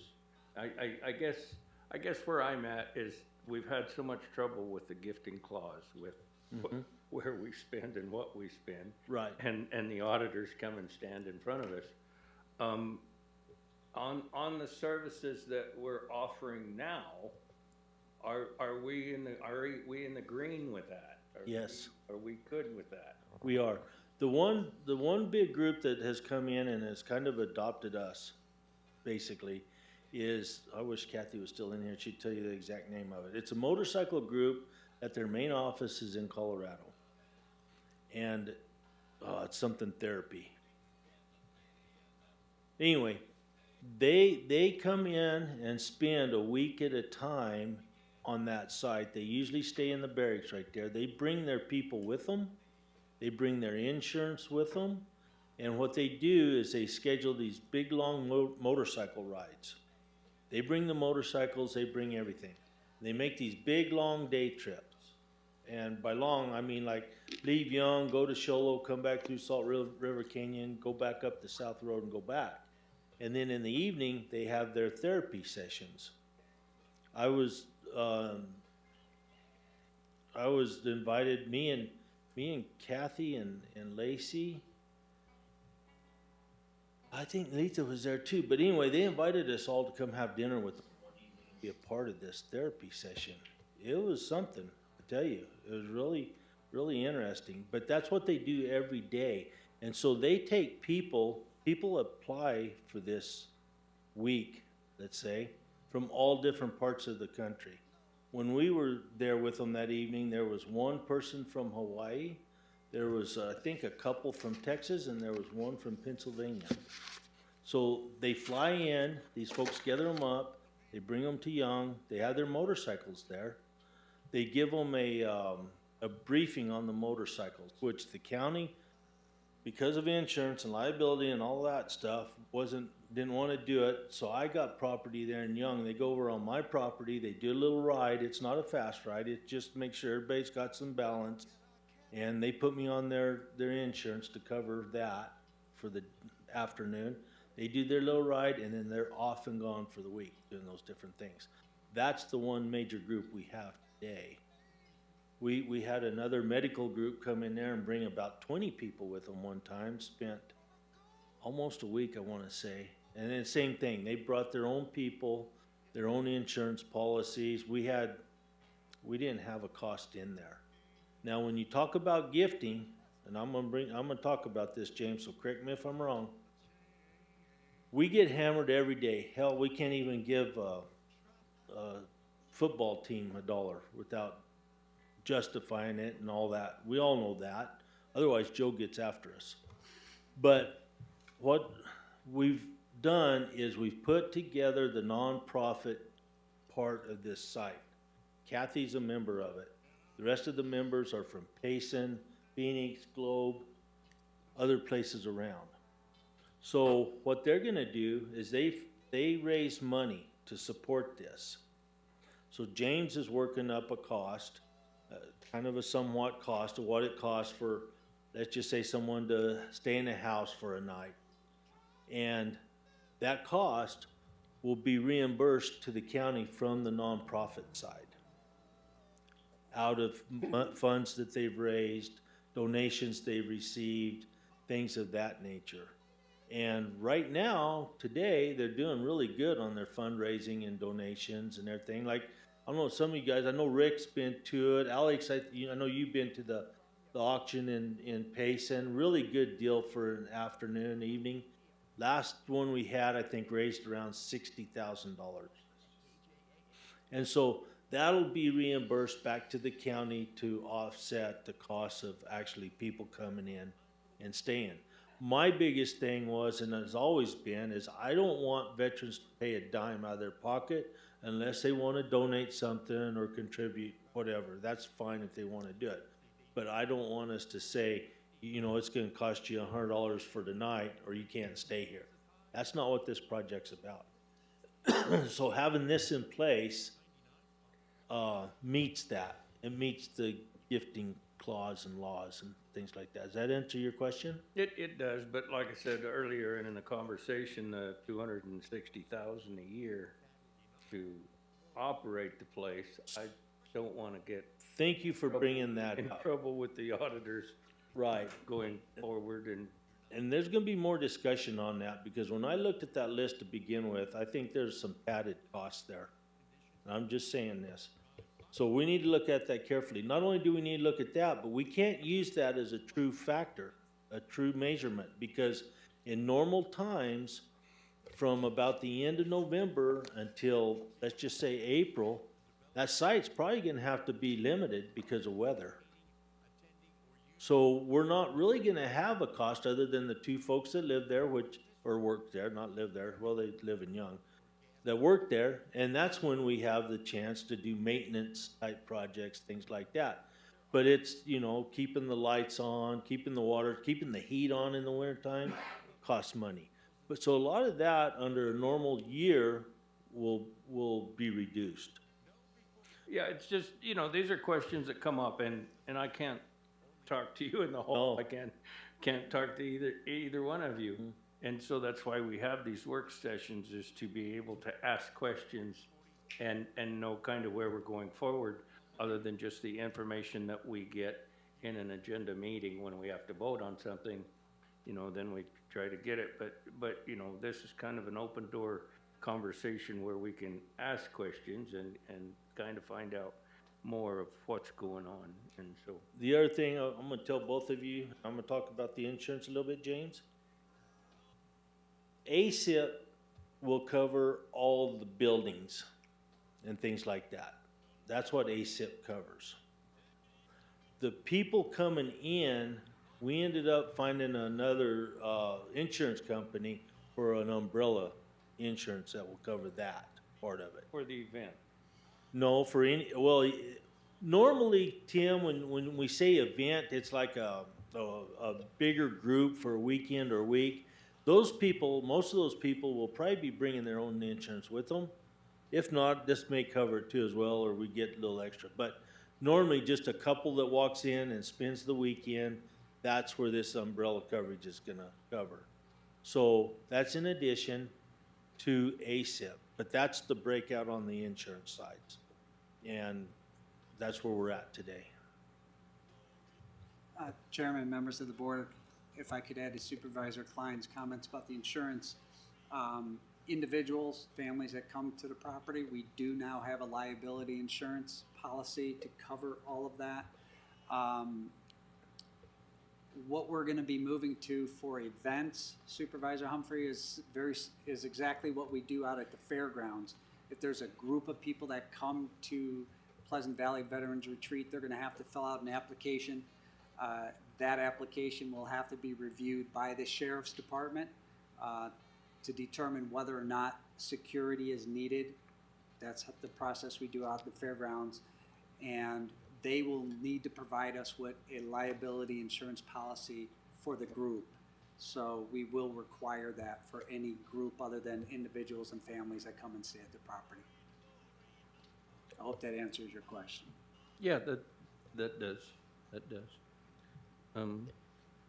Mr. Chair, let me ask if Mr. Minloff has anything to say? You've been sitting pretty quiet today, and we've covered a lot of ground. And Mr. Chairman, Supervisor Humphrey, thank you. I will say, I'm not sure if we mentioned it, but everybody that comes there signs a waiver, meaning that they waive the county having in responsibility. Given our litigious society, we have the umbrella policy and things that cover us, just in case.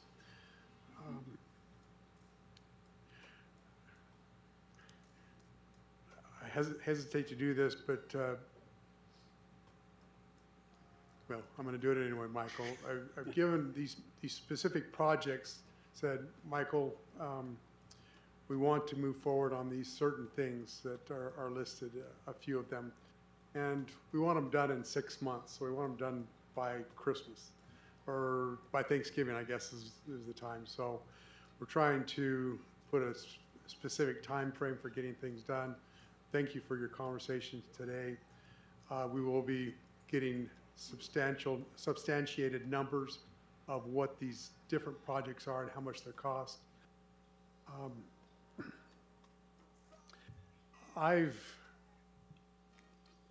To be honest with the financing and stuff like that, with doing this building, and I think the $3 million that we can use that for smaller things, and then the money's gone, and seeing how that is, that it goes quickly when we start using little chunks of money out of that $3 million. And my preference has been not my decision at all. And so this has been very informative of what all three of you together, what your preferences are and how we go forward on this. But talking to Michael this morning, the projects that he's spoken of is about $500,000 in total. Potentially using LATCF money for that, and the $500,000, keeping that $3 million. But if we really truly can go there and get, even if it's $1.5 million. We still have a lot of money left, so we need to get those amounts substantiated, and then we can say, okay, if we do that, then we've got $1 million. Then we can just use $500,000 on these projects that have been noted today. And that's why this meeting today with an architect is so critical. I guess I have a question of our attorney is, being that we are allowed to be together today and it's been advertised, could I maybe sit in the architect meeting, being that we've already been advertised to be together today in the same building? Or am I invited? I guess would be the first question. I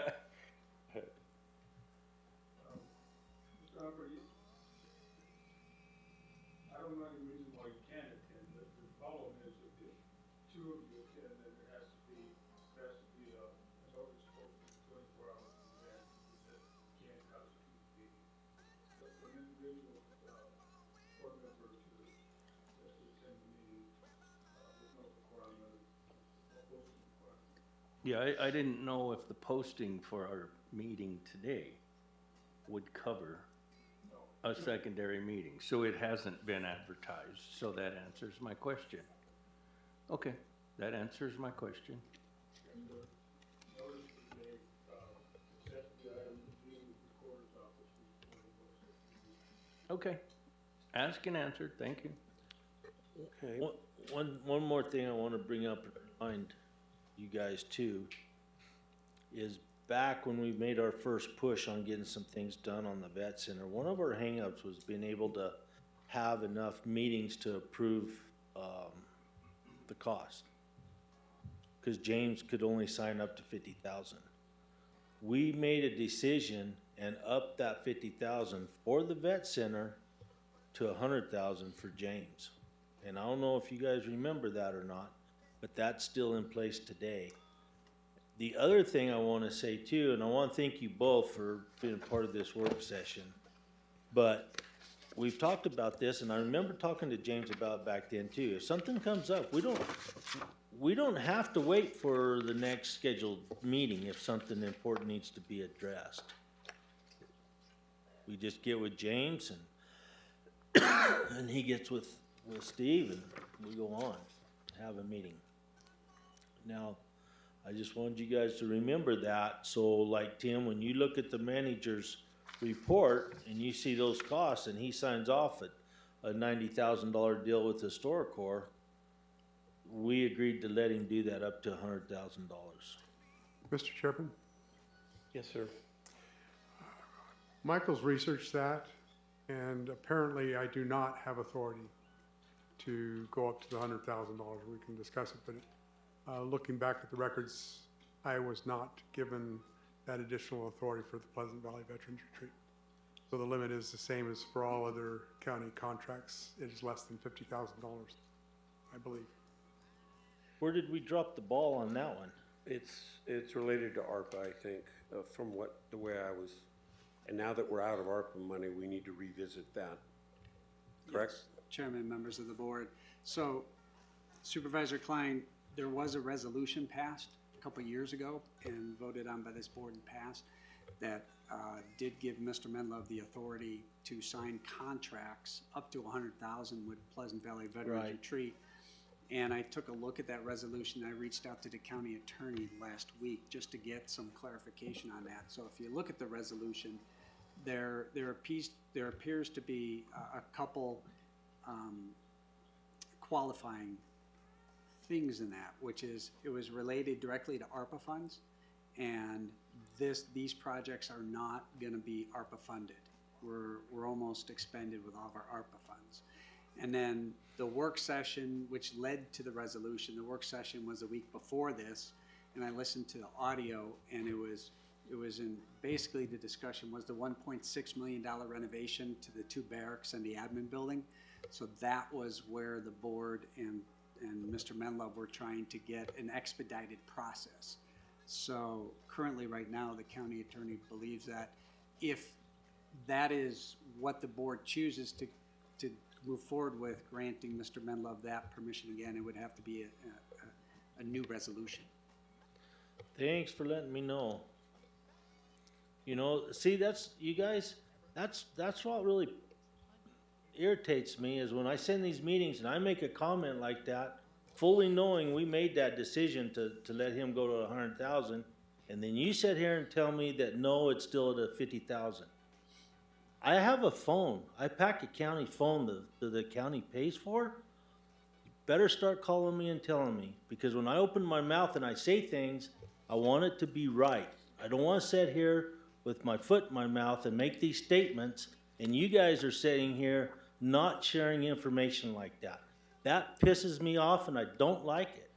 And so from now on, it happens again, we're gonna have some issues. I want to know the facts. I want to know where we're going. I want to know what we're doing, and I want to know what's been done. And I think each and every one of us have a right for that as well. Not to wait until we're in a meeting like this, a work session where we can finally talk about things and have this come up.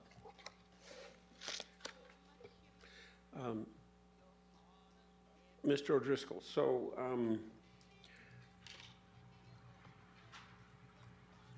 I think we need to revisit this spending limit. I really do. And I don't care whether the spending limit's 50,000, 75, or 100,000. I think James has shown a great deal of prudence with our money. So if we need to revisit this and say, let's just do a different schedule, or we're concerned or not concerned, let's just raise the limit to 100,000 on all contracts as a suggestion. And you can then therefore come to us and say, the reason why we should look at this is because the increased prices of this or whatever. The 100,000 is, or the pre-approval is, it is a pre-approval. We still approve that later. And if we find that spending is out of control, we can rein that back. But I have not noticed that Mr. Menlove is reckless with our money at all. In fact, very prudent with it. And so if we need to consider raising it to 100,000 to accommodate the concerns we have at PV and maybe others,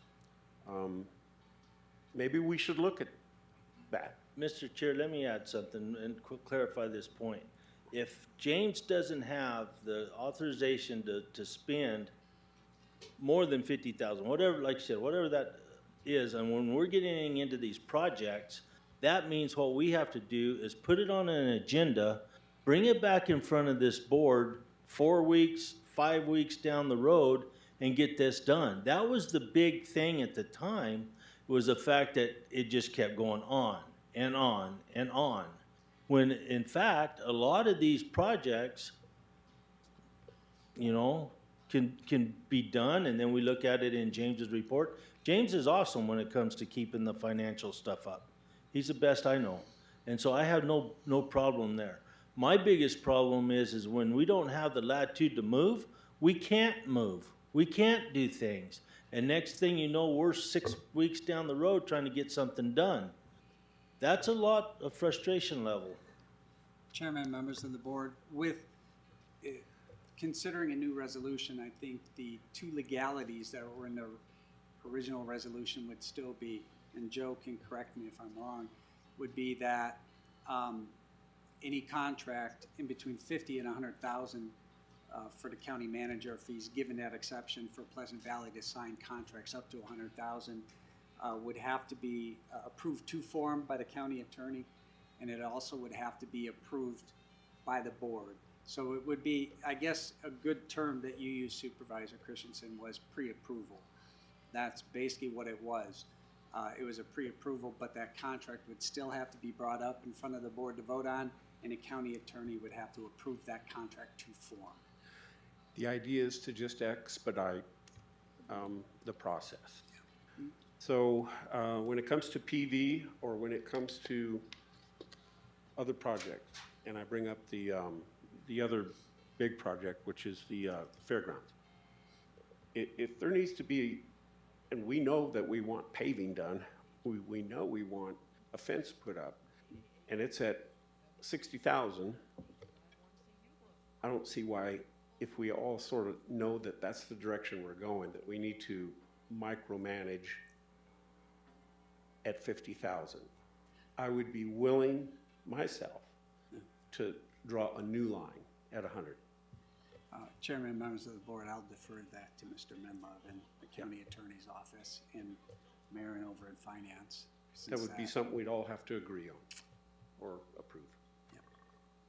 Yes, sir. So maybe for another day, you can present why that would be a good idea. Not just because I suggested it. Absolutely, sir. I like your suggestion. I think we've heard quite a bit about what's coming. I'm excited about what's coming. And I think we still need to make some decisions on priorities. And I agree completely that we don't want to whittle away the 3 million so much that now we can't do the big project. We start with the big, work on the little. Mr. Humphrey, anything else? I would just say we work on what insurance wants us to do to be able to function as a facility. Agree with that. Mr. Klein, any more? No, Okay. All right, so let's close our discussion now. Thank you. Thank you, Michael. Item 2C is information, discussion, action to consider the option of canceling intergovernmental agreement number 24-0009581-I between the state of Arizona and Gila County for Arizona Department of Transportation project number T053601D/03D/01C, which is the Golden Hill Road Sidewalk Final Phase Project under Section 3, Item 4, cancellation of the IGA. And if the IGA is canceled, Gila County will provide the required 30-day prior written notice at least 30 days before the award of the project contract. Good, barely morning, Mr. White. Thank you, Chairman. Board of Supervisors. So this is for the Golden Hill Sidewalk Project, obviously. This, as you know, we've got the design done. We got a TA grant we put in for in 2023 that we put in for design and construction. The design was the first phase of that, so we went through the design, and here we are in 25. And we've got the cost estimates that come in quite a bit higher than what our original estimate was in 2023. There's a few factors for that, and one of the recommendations that I'd be making moving forward is when we put in for these grants that we put in for design only, actually the team is thinking along these lines, is we put in for the design, get the design done, and then the following year you put in for the construction funding. A lot of times what happens, especially with these grants, when you get into the design, you realize they become more complex than you think they're going to be. On this particular project, we have curb and gutter, we have saw milling that we're doing a lot more, saw cutting of the roadway and patch back. It just was a lot more than what we originally intended. So by putting in just for the design first, getting the design done, then you have actual cost that you can then put in for the grant, and you get the actual grant amount. What happened with this is we put in for the design and the construction, not knowing what the construction would be. Construction came in significantly higher. And what ends up happening with these TA grants is that if the actual cost comes in higher than what the grant estimate was that you put in for, you pay the difference. So we're paying the complete difference of what this went over from our original estimate 2 years ago. So really with the estimate, we used 23 numbers and we're now sitting here in 25. The design was a lot more detailed than what we thought it would be. It was a lot more cumbersome than we thought the project would be. A lot more elements to it that rose the cost. And also ADOT's project management fees were significantly higher than what we thought they were going to be when we put in for the grant. I think we thought it would be somewhere around $68,000. It came in at $205,000, which really kind of caught the team off guard on that. So Our recommendation is, we've got the design done. We put in for Main Street, a TA grant for Main Street to do the design on that. So what we wanna do is we wanna get the design done on Main Street, we've got the design done on Golden Hills, and then put in for a TA grant for the whole thing. And then we're gonna know exactly what the cost is, the design's gonna be done, and we can do the entire project at one time and actually have the design to guide us on what that cost is gonna be, so that when we put that out and we get the bids in, we're paying closer to 5.7%, because now we know what the actual numbers are versus what we'd be paying if we move forward today, which is about 54%. So our cost went up from like 23 or 28,000 to 541,000 if we want to move forward with this.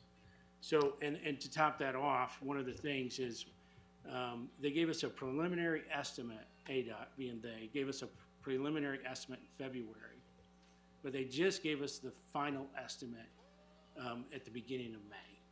So like, okay, if you want to move forward with it, the county needs to come up with an extra $570,000, and well, by the way, we need the check by May 30th.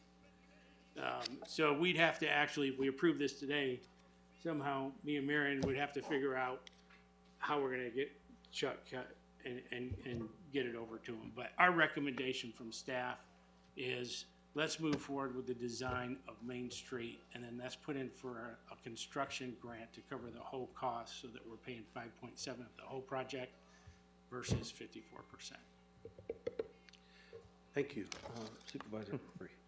Yeah, this has been a crazy project since I've been a supervisor. There's been design, and then the facilities were in the way, and then there was lawsuits, and then lawsuits were settled, and then started over, and we ended up with an asphalt walkway instead of concrete on the upper part. And so it just continues to be a complete can of worms, but I can't justify asking you to spend that money to finish this project, because we've been without the lower sidewalk and things for this long. I don't see why we can't be without it a little longer, because the cost has just gotten crazy. Supervisor Klein. I totally agree. No, it's good. Great. Thank you for your presentation. With that, I'll call for motion.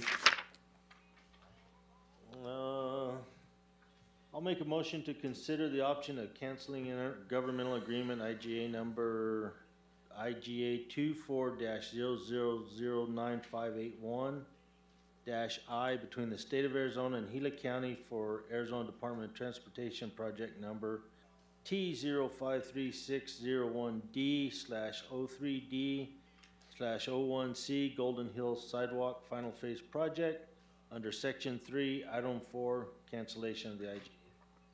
I will second that motion. We have a motion and a second to approve. Those in favor say aye. Aye. Aye. Aye. Thank you. We're going to table item 2D and move on to item 2E, information discussion to review. Draft Public Works Department Policy Number PWS-024- which is prohibition of personal use of county equipment and resources, and draft policy PWS-025 Fall Protection Program. Mr. White. Thank you, Chairman. Board of Supervisors, I'm actually going to, if it's okay with the board, I'm gonna take the fall protection one first, because I think that's gonna be pretty straightforward and simple. That one is, we're making some modifications to that one, just based on the ADOS inspection that we had recently. We're making updates to that to be more in compliance with what ADOS is looking for. It used to be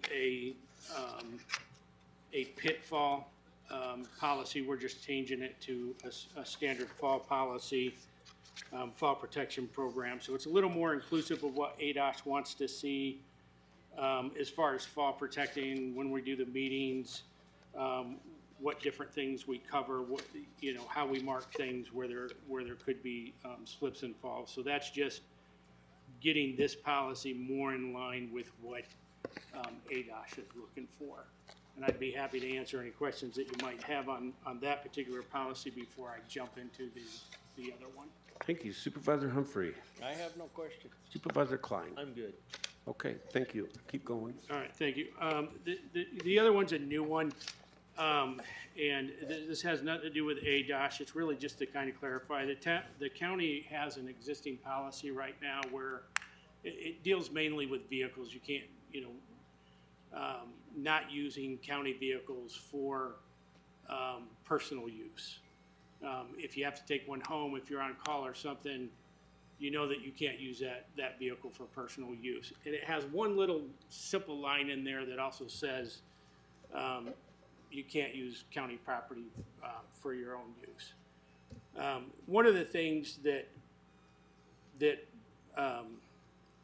I've seen since I've been here, and I've seen it in a couple of different places that I've worked, but with fleet, and I'm going to call it fleet. I know it's general services that it's referred to, but for the fleet department or the general services department, there's a lot of opportunity for misuse of the county property. Only because it's right there, it's readily available, it's easy to do, but we have employees that are bringing their personal vehicles into the shop and working on their personal vehicles. That's one of the things that generally the public doesn't look very good at. Most of our complaints when we get these, as a matter of fact, we've had some recently, but it's the public that notices this on the weekends because management's not around, so we'll get calls saying that there's employees working on their private vehicles in the shop. So it's a public perception thing, but I think it's also a liability issue for the town. And if we know that people are bringing their personal vehicles and working on their personal vehicles on the weekend, then we're condoning it.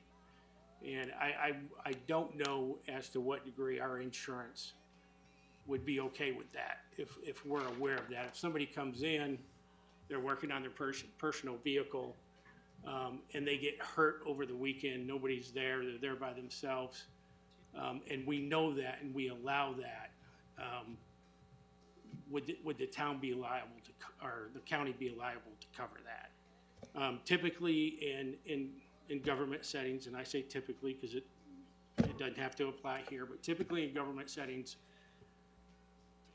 fleet personnel are not allowed to use the government property to work on their own personal vehicles or the equipment. And I'm not talking about if you notice your tire's flat that you can't pull it into the bay and throw air in the tire. That's not what we're talking about. We're actually talking about pulling it in and actually working on your vehicle, doing a tune-up, doing an oil change, or what have you. So this is just to say that we're not going to allow that with the county property, that you can't use the bays or town equipment or county tools to work on personal vehicles, either yours or somebody else's. And also, we do ask that I had one question from one of the guys today that was reviewing this from one of the shops that says, why does General Services have to sign this and not the whole county? And the main reason behind that is they're the gatekeepers, right? It's like if I were to come and pull my car into one of the fleet bays, I'm pretty sure that they would question me on what the heck I'm doing, because they're the gatekeepers of General Services, of that fleet, of that bay.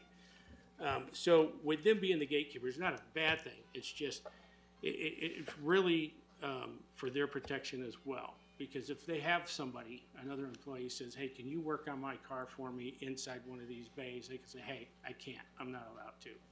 It's not allowed. I've signed saying that I'm aware that I'm not allowed, so I'm not allowed to. So that's really kind of the gist of this policy. It's really for General Services, the fleet shop, and with that, I'll be happy to answer any questions that you might have on that. Supervisor Humphrey. Yeah, I guess with the incentives to help keep employees and offer education and stuff, I have a question. the tools that our techs are using, is it their personal tools? Most of the hand tools are the tools of Okay. the techs. So we're locking their tools up in evenings and weekend where they can't use their own tools. If they don't take them home, they're locked up in the bay, yes. Okay, so if they want to tune up their own car, we just told them they got to take it somewhere else because they can't use their own tools evenings and weekends unless they want to buy more tools. So I guess, you know, the difficulty I'm having is okay, running a business out of the county shop and doing tune-ups and clutches and stuff for other people. I can't see that happening. I can't see condoning that. But if I would like to see if there's not an insurance policy to help our techs with, if they want to do their own brakes on a weekend or after hours. I would be interested in what an insurance policy would be to add an incentive to our techs, not only to have a job and have a job where they can use their own tools if they want to after hours, or on a Saturday if they want to put a set of brakes on theirs and prove that it's theirs, not, you know, their neighbors, and they're not doing brake jobs every weekend. To me, as an incentive to our techs, I would just like to know what the insured, if it can be insured, you know, I mean, it could get into a deal that, no, it's not worth it, and maybe you've already checked that out. But I mean, I'm just thinking of it as an incentive, and we're locking their tools up on evenings and weekends and telling them they can't use them unless they want to load the 1,000-pound toolbox in the back of their truck and take it home on Friday evening without using any county equipment to do that. So, yeah, that's just my 2 cents on it. But anyway, that's all, Mr. Chair. Thank you. Supervisor Klein. I like that idea, Tim. I really do, because I had the same thought, because our mechanics are required to have their own tools except specialty tools. And I agree with the fact that loading them up on a Friday evening and packing all, you know, a 12-drawer toolbox home isn't real feasible. But I think it'd be something to check into. I really do. And Tim's right. We may be able to do something and we may not be able to. I don't know. I don't think it's ever been looked into. So I think that'd be a good deal, Troy. So I appreciate the argument. I think it has a lot of validity. But how large of an issue is this? How often does this occur? Has anyone ever been hurt doing this that you're aware of? Not that I'm aware of, no one's Okay. been hurt. It's just I think the way the policy stands now, you can't use county property. So this is gonna clear it up whatever way we go. Either we're finding out that they can use it and they're safe to use it, they're not at risk of losing their job to use it, or the insurance is too much, and it's not something that we can cover. I've never personally ever heard of anybody being hurt. I just know that's what the insurance is gonna tell you. That's what they're gonna grade it on, is if you got somebody that's in the shop by themselves on a Saturday and something happens, there's nobody there to help them out. But I agree with you. I think it's worth looking into what would it cost to have the additional insurance. It's definitely an incentive for the mechanics, without a doubt. I mean, it's difficult for them. I mean, they bringing their tools home to do whatever they got to do on their vehicles.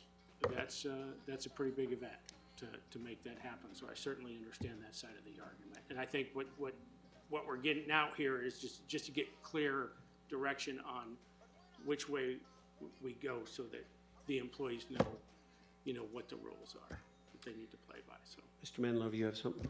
Mr. Chair, members of the board, there is another question that will, in addition to the insurance of gifting of public resources and being able to use a governmental resource for a private purpose. So that question will have to be addressed as well. So if we just leave everything the way it is, are we committing ourselves to anything? We don't have a policy on it now. we do, it's vague. It just says you can't use any county property for your personal use. Right. And so far, that has not really been an issue. If we just leave it alone. Correct, we could do that. If we could start leave it getting as into is. approving or creating a policy that approves, now we put ourselves out there for more liability. Right?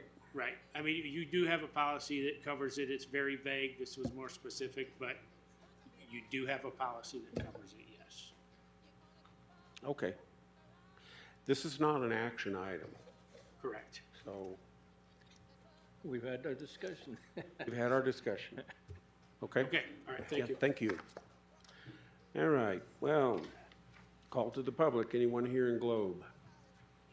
Anyone in Payson, Lisa? And on the internet, how many did we have today? 87. Wow. Great deal. Well, let's go to our reports. Mr. Menlove. Mr. Chairman, members of the board, I want to welcome Charlotte and Maria. This is your first official meeting as clerk of the board and senior deputy clerk of the board. So welcome and thank you for being here in service to the Board of Supervisors. Just also wanted to note that was in Washington, D.C. this past week for the American Council of Engineering Companies Award for Gila County and the design and construction of the Tonto Creek Bridge. It's great that Gila County can be recognized for that infrastructure to Gila County. So thank you, Mr. Chairman. Yeah, thank you. Supervisor Humphrey. I met with Danielle Monette from the governor's office on blight, and I would like to see investors and people that have passed on and somebody else is paying the taxes to just pass a law that if you're paying taxes on a property in the state of Arizona, you're liable for it. And so I brought that up, and I bring that up all the time, and I think Representative Marshall is going to try to get a bill this year. I just wanted to let the governor's office know that something like that might be coming. And attended the NRCD meeting on the 14th. Met with Deputy County Manager O'Driscoll and team on May the 14th, and Mr. Minlove was there as well. And appreciate that, because then I kind of know more of what's going on in District 2, and so we can kind of all get on the same page and what we want to work on and what we need to do to work on some of the things that we have going. Attended a Gila County Public Safety monument unveiling down at the museum. That was well attended. There was flyover and things. It was a good event. And then I attended the SRP Salt River Pump Storage meeting on the 15th out at Roosevelt, where they're going to build a pump back lake to generate more electricity and run new lines below Roosevelt. So that's something I think they may even start breaking ground here in 2027 on some of it. They're moving pretty hard and fast. As fast as Phoenix is growing, they see the need for a lot more power real fast. So there's been a lot of meetings because Tri-City Sanitation has got the go-ahead from ADEQ to start their to go out for bid for the first phase of the sewer. Freeport is doing soil samples, getting ready to do soil samples in Lower Miami, Claypool, Central Heights, Golden Hills area, and then this pump back thing. So it's created a lot of meetings of things that are starting to roll in District 2. So that's all I have. Thank you. Supervisor Klein. Thank you, Mr. Chair. It's been a busy week, but anyway, I attended the WIR conference in Rapid City up there. It was a good conference, well turned out. All the membership counties were there and represented, and then we picked up a new county or state. Minnesota joined, they were elected on to WIR as well, so that was good. They've been working on it for a few years, so they're in there. I've got some stuff in my packet. When I get it out, I'll give it to you guys. You can review it or look at it for information, but, one of the things that was talked about was the big beautiful bill that was in the House. And the reason that was so important is because SRS is a part of that bill. And so on the last day, the morning of the last day, we found out it had passed the House. So it's made it that far. Now, if it'll just get through the Senate and get passed, then our SRS funding will be restored and will be good for the next 3 years. So everybody's real hopeful of that. Gentleman out of California, John Peters, is our new president in WIR, and Dwayne McFall is vice president. And there's, I can never think of his last name. His first name's Mark, but he's out of Oregon. He'll be the second vice president out of WIR. The National Center for Public Lands, I don't know if you guys know him, but Gregory Nelson is the director, and he's doing a really good job. He has a lot going on. He had a presentation there. I didn't attend it. It was a NEPA 101 type presentation for all the new supervisors and whatnot coming into WIR, and so that was good. And then in July, of course, will be the next meeting, and that'll be in Philadelphia at the regular NACO summer meeting. And other than that, that was it on that. I had phone calls while I was on the road and stuff about our transportation board. And I had a chance to talk to Troy and Alex and them, but apparently the transportation board is entertaining the fact of delaying the Lion Springs project and putting that money to, I think, it's a Maricopa. yeah, 346 or 348 road or whatever. And, but they are having a meeting coming up here in 2 meetings in June, real quick, to have those discussions. And so we really need to be in the middle of those discussions. You know, my thought is the Lion Springs project has been on the books for a long time.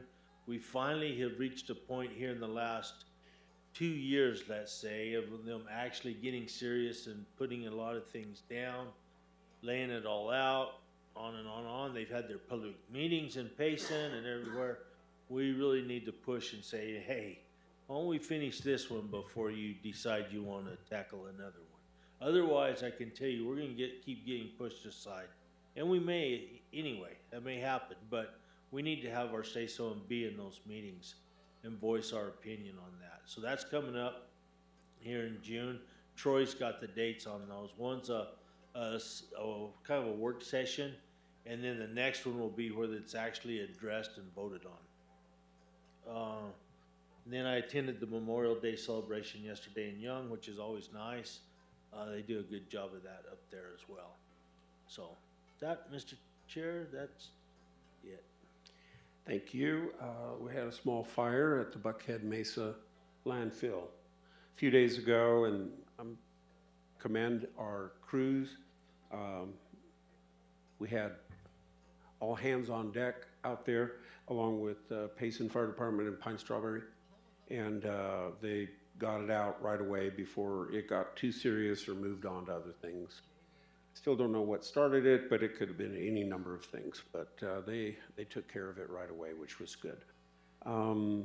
Veterans Coffee, usually try and get to that every Tuesday that we're not having a meeting, and that went well. Always well attended, good group of people. Attend the Memorial Day event also in Payson yesterday, and that event is growing. I've noticed our country is becoming more patriotically minded, where in the past, it's like, now we're going on a picnic, we're traveling. Now, there was well over, don't you think, 100, 150 people there. It's growing every year, and really was nice to see that. So that's all I have. So unless we have anything else, thanks for all the input. Thank you, ladies, and we will be adjourned.